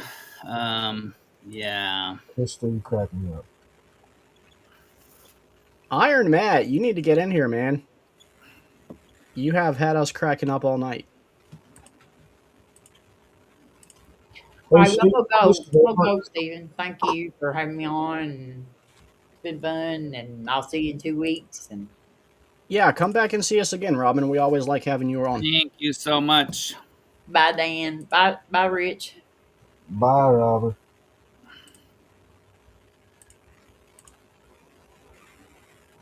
Hey, when this is done, Stephen, could you send me a Google Doc, not Google Docs, Google Drive this video so I can put it on my channel? Yeah, but if you want, I have a really good downloader that I can send you. Yeah, sure. I mean, that's what I do. It's way quicker. Like But if I upload it, it takes like an hour, or not literally, but a long time, versus if you just download it, it downloads in like 30 seconds. that the same thing you sent me back on Thanksgiving? Possibly. I'll put it in the We haven't seen Joe since then, have we? no, and you know, he said after Doc show tonight he might stop by and watch, but he probably was exhausted. Yeah. I would be. That was a fun conversation, man. That went really well. I enjoyed that one. I need to brush up on my biological evolution because there's so much to it that I don't understand. Well, it is, it is, it's a complex subject about, and so on both sides, I think that's one of my things is that, to say like the evolutionists that it's like, oh, well, um, it could have been this way, it could have been that way. But then you've got creationists going, oh, God just did it. Well, okay, Yeah, that's nice, and I believe God did it, but how did he do it? He gave us brains to figure stuff out. And so I think on both sides, and that's why um, the atheist and then the evolution was make is has made such inroads into Christianity because people are yeah, just shut up, God did it, and it's like, or the bumper sticker, the Bible says it, so I agree with it, so whatever, well, that's that stupid bumper sticker, because it's like, no, you still have to get the right interpretation. yeah. So and This isn't a cop out response, but I'm just curious. Like, do you think maybe God created life? Said they gave Adam the breath of life, right? But do you think he intentionally make life in a way where we couldn't figure it out because he didn't want us to have that power? um that could be, but I think it's just totally, it is highly complex, the whole universe.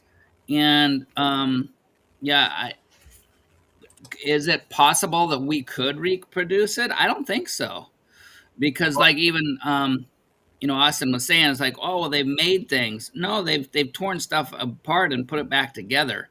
They've taken already made Lego sets, which is a cell or some kind of life, and reproduced it, took out the Lego from that piece and put it into this piece, Right. and that's not creating life. No, you're starting from already existing material. But I mean, like the same thing goes for matter and energy. It cannot be created. We cannot make new matter from scratch. So that kind of theorizes, okay, God made it, but didn't want us to have the knowledge or the ability to do what He could do. Yeah, I mean, possibly, but I just, as I see it, it's so highly complex. It's like we could not do it anyway. Yeah. It'd be like even if we had, we have the materials to make a star. Well, that's kind of big. I don't know, some dust in the universe or something, living, or even some chemistry type of stuff.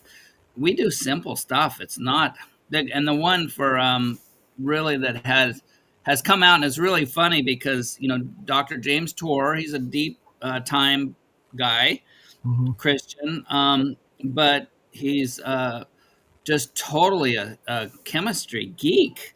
Yeah. And I don't know if you've heard him, but I he's don't come know out of him, but I've heard him.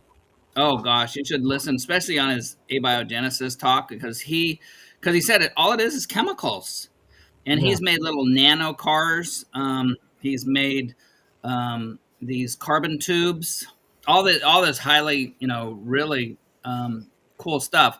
But he's saying it's that he got this email saying, "Oh, do you agree that we should study more? We should research more on the evolution, because there's some things it does not make, and we should."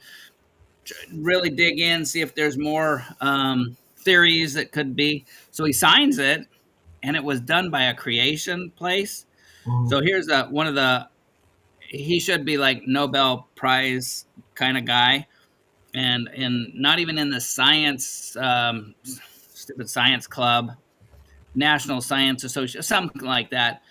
They wouldn't even let him in, and his other his friends are like, "Dude, you signed that paper because all I said is we should study it more, like a scientist should say." I don't. He didn't even believe.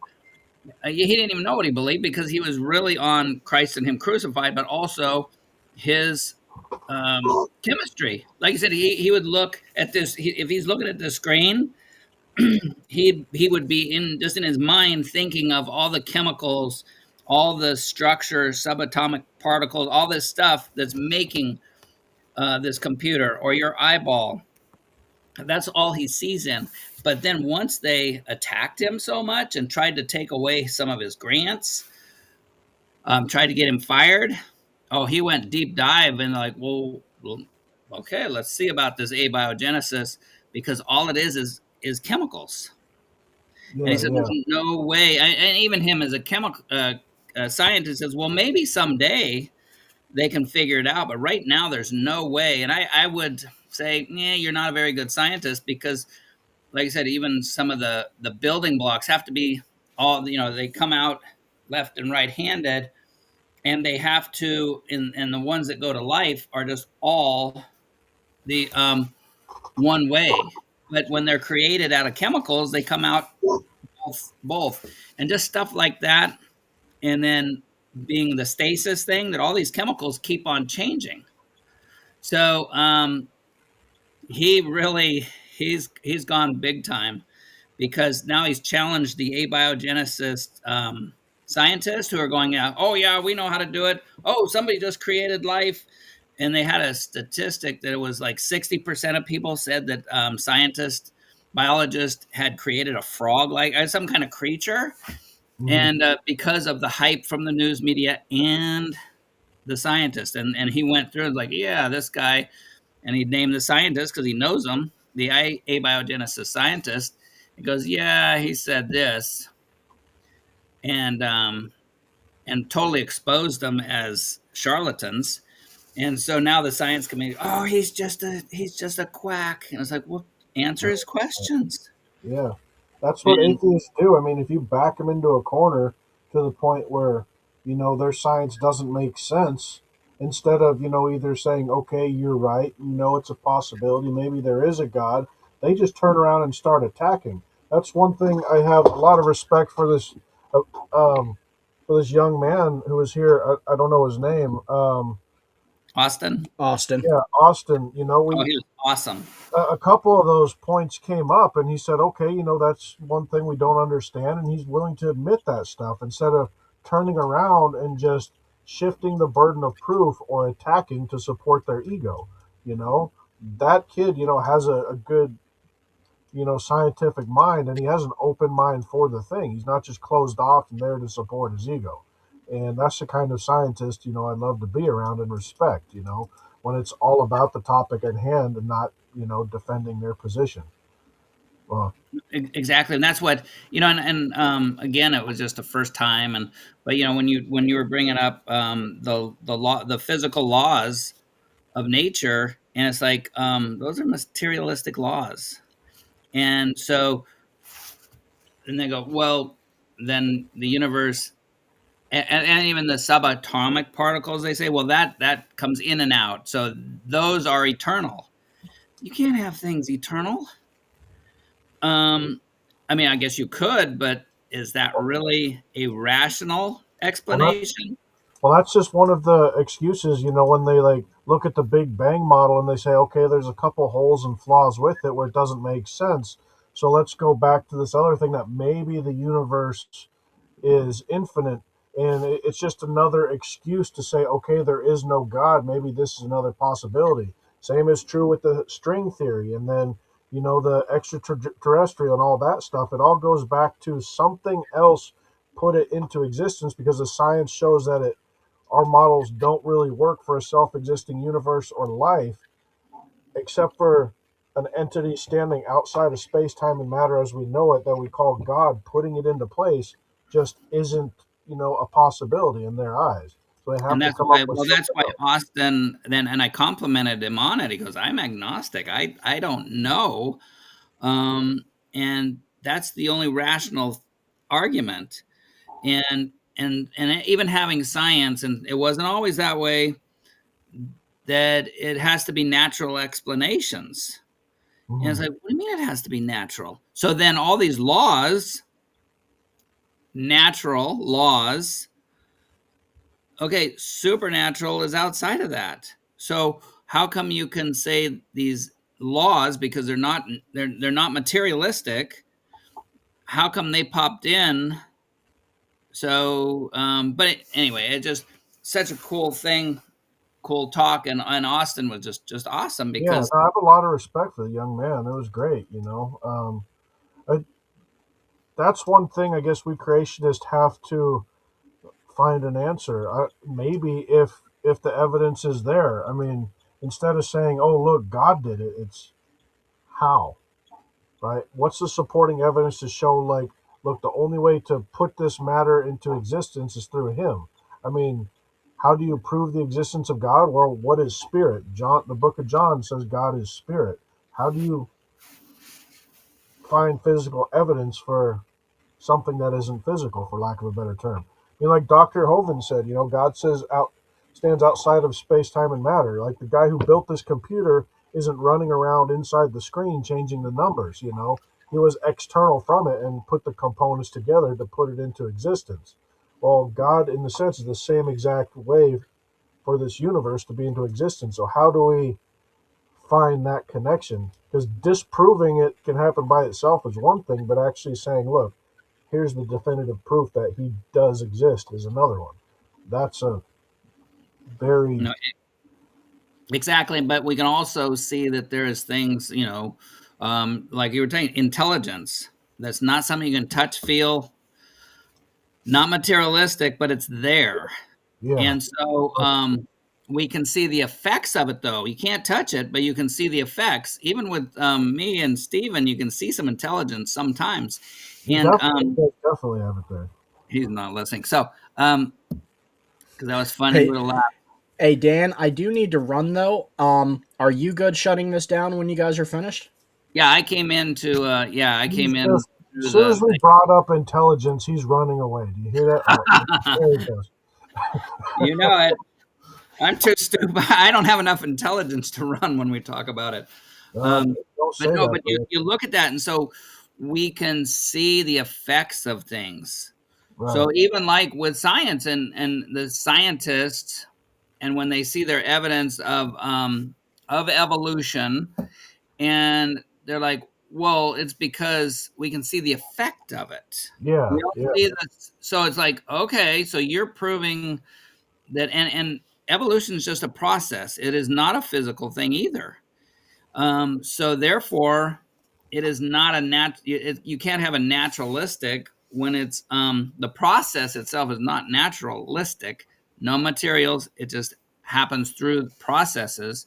And so you look at it, and it's like, how can we um, how can we see if there's something that is not tangible, intelligence, lack of intelligence? We can see it through the what it produces.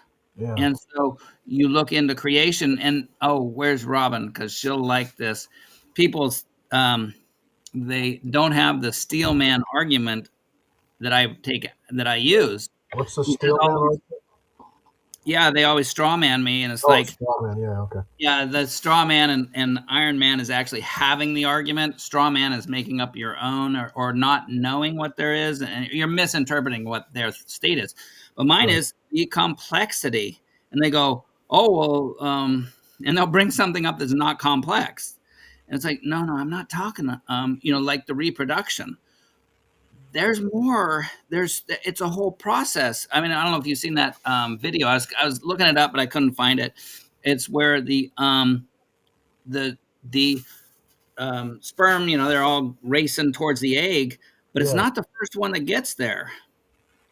they have to be caught up in some tube somewhere, and it changes their structure that then they have kind of like a key to fit in to the egg. Right, So right. again, another layer of complexity. The DNA, then you have the genetics, then you have the epigenetics above it that regulates. So we don't have 1,000. We don't have 1,000 fingers or 10 heads because um, the whatever I just said, the the No, above the genetics, yeah, epigenetics. So you have a whole created, and they're proteins. They're proteins that start and stop the production. So DNA is just information. DNA cannot create anything. It is just lines of code in a physical form. And then the proteins are the things that translate it, reproduce it, make other protein machines. So it's like, okay, guys, where in anywhere can a protein who needs to be made by DNA, but it takes a protein to read the DNA and right. transmit it, and then other ones to build what is encoded on the DNA. You've got that's a bigger problem than the chicken and the egg Yeah.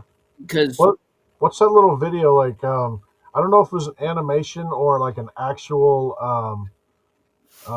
video footage from an electron microscope or something of, well, there's that little thing kind of walking on the tightrope carrying, what looked like a cell or something. You know the one I'm talking about? yes, What is that?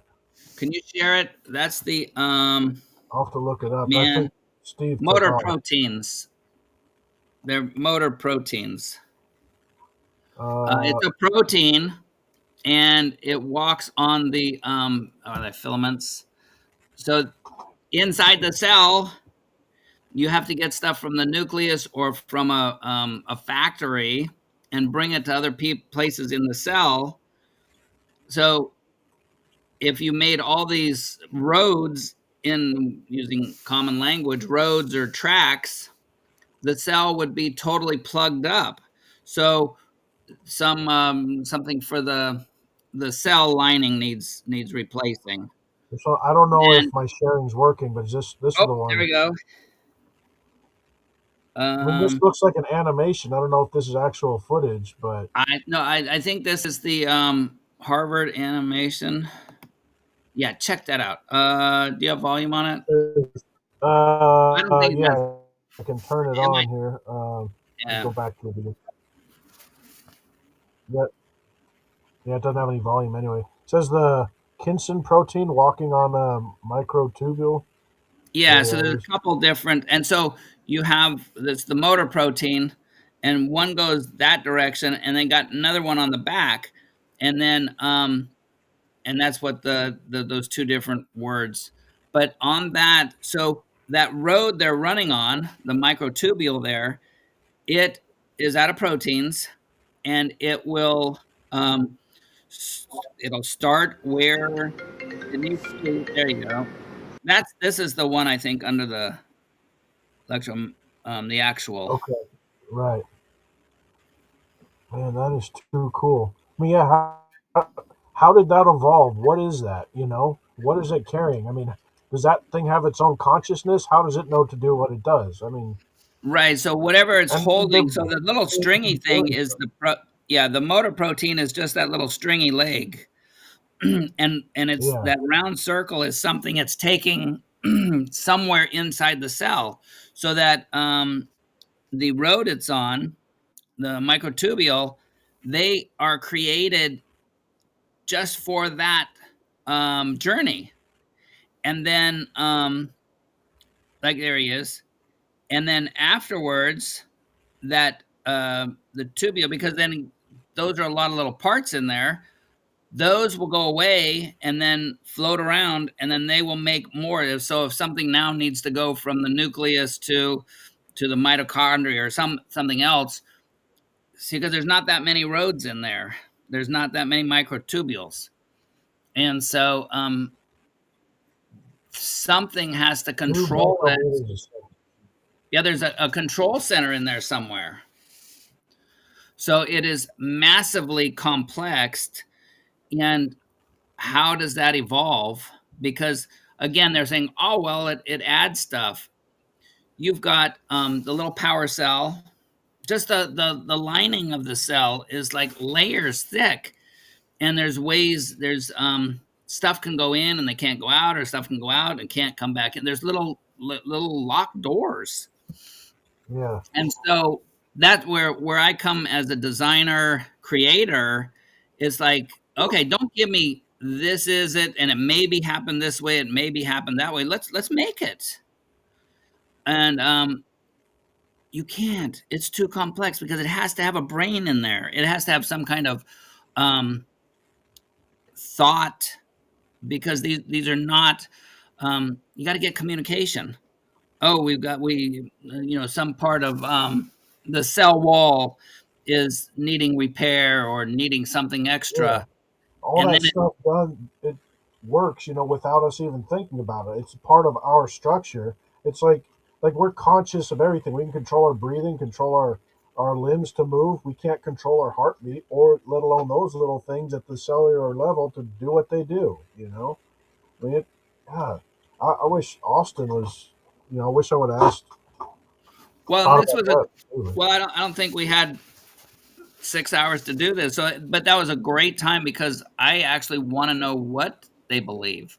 How do you believe that? How do you it's and it was Big Bad Mama who said, well, the evidence from archaeology, um, and he went through the list, but it's still that's the evidence is just evidence, Yeah, but it doesn't do. It's all hypothetical. It's all philosophy, because you can't recreate it. You can't do that. So and like that, with that, just that one, that's just one little part of the cell. And then two, there when you have a mutation, a neutral mutation will just be hanging around somewhere. Doesn't do good or bad. It's not the killing thing. It won't kill the body, but you have 90% of mutations are neutral, which means they just hang around. They clog things up. Somebody theorized that the reason we get old and die is because we have so much stuff clogging our cells as we grow that we don't use. It's just neutral type of stuff, and we get clogged up because you saw that motor protein. Well, it hmm needs to get something from one part of the cell to another, and if there's too much junk in there, it can get caught up. And now with slow motion, someone needs to tell that guy to walk slower. I guess. well, and that's slow motion. That's not the actual speed. Look at some of the other. They're like hauling. Well, I think that Um, one video said it was like 2 micrometers a second. Well, I guess from our point of view, it's very, very slow. But from his point of view, I mean, they got to be moving. I don't even know how big or how tall that little stick figure was. it fits inside of a cell, a bunch of them, so they're not very Right. big. And it works on so little. Look up that thing more. It's like, and so for me then, as a designer creator, it's like, okay, those are all parts um, that have to be created. It has to be in the DNA. It has to be read by proteins, and those were proteins. And so you have to have proteins to do and to read the instructions, get the material, and build the things, all different proteins. Yet you need the DNA. That is the instructions. That is the plan. So how does there'd be no reason, because then that's what Austin was saying, is that okay, you have these changes, and then that's going to help it's going to help the functioning theories. Oh, you got another one. Yeah. Uh-oh. Did you put that up there and I took it away? I know you're talking about it, and I was doing a little more research. Maybe do I need to share it again? It's up there now. Yeah, see, and this is slow motion. You cannot see this thing moving when they speed it up. Really? You can't see the little feet, Yeah. and they rotate, and so they're, and again, if it always, it has like two little feet, um, and if it so it's always touching one, because you see the motion back in there, all that stuff moving around. Yeah. The Yeah. inside of the cell is fluidy, and it moves. So if Right. that's So it's not like it's moving through empty space. It's actual good fluid medium going through there. in fluid, and so if that thing didn't hold on with one of its little feet, it could float on off. So it's always holding with one, and then it like rotates. Kind of looks like a caterpillar leg, but it's just incredible. And so, and then we look at that, and it's like, as a designer, no, each one of those parts, that's tons of parts. And so it's like, oh well, it evolved that. No, just that little thing right there is so you have, and they went through it on one of them, that each one of those is crazy. Come on, guys. Because then again, they'll say, oh, well, that stuff's been hanging around in the cell. It mutated, there's mutations, so it's hanging around in there. Okay, well, there would be so much stuff hanging around inside that cell to begin with, it wouldn't function. And then again, those microtubules, they're just little teeny pieces like Legos. And so somehow they just float around in there, and then there's something makes those tubules, that is the road, they keep on getting created and recycled into more of them.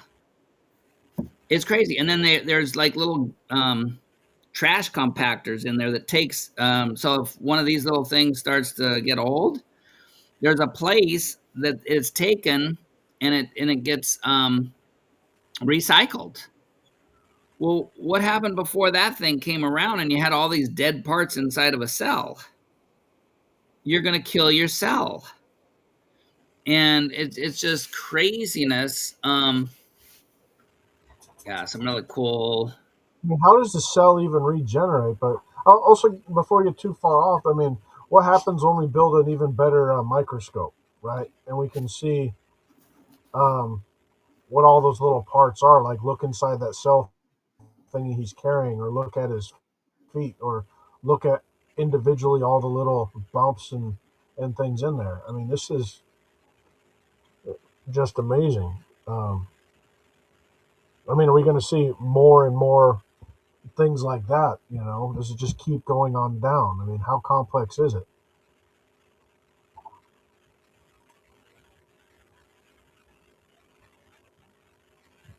I lose you, Dan.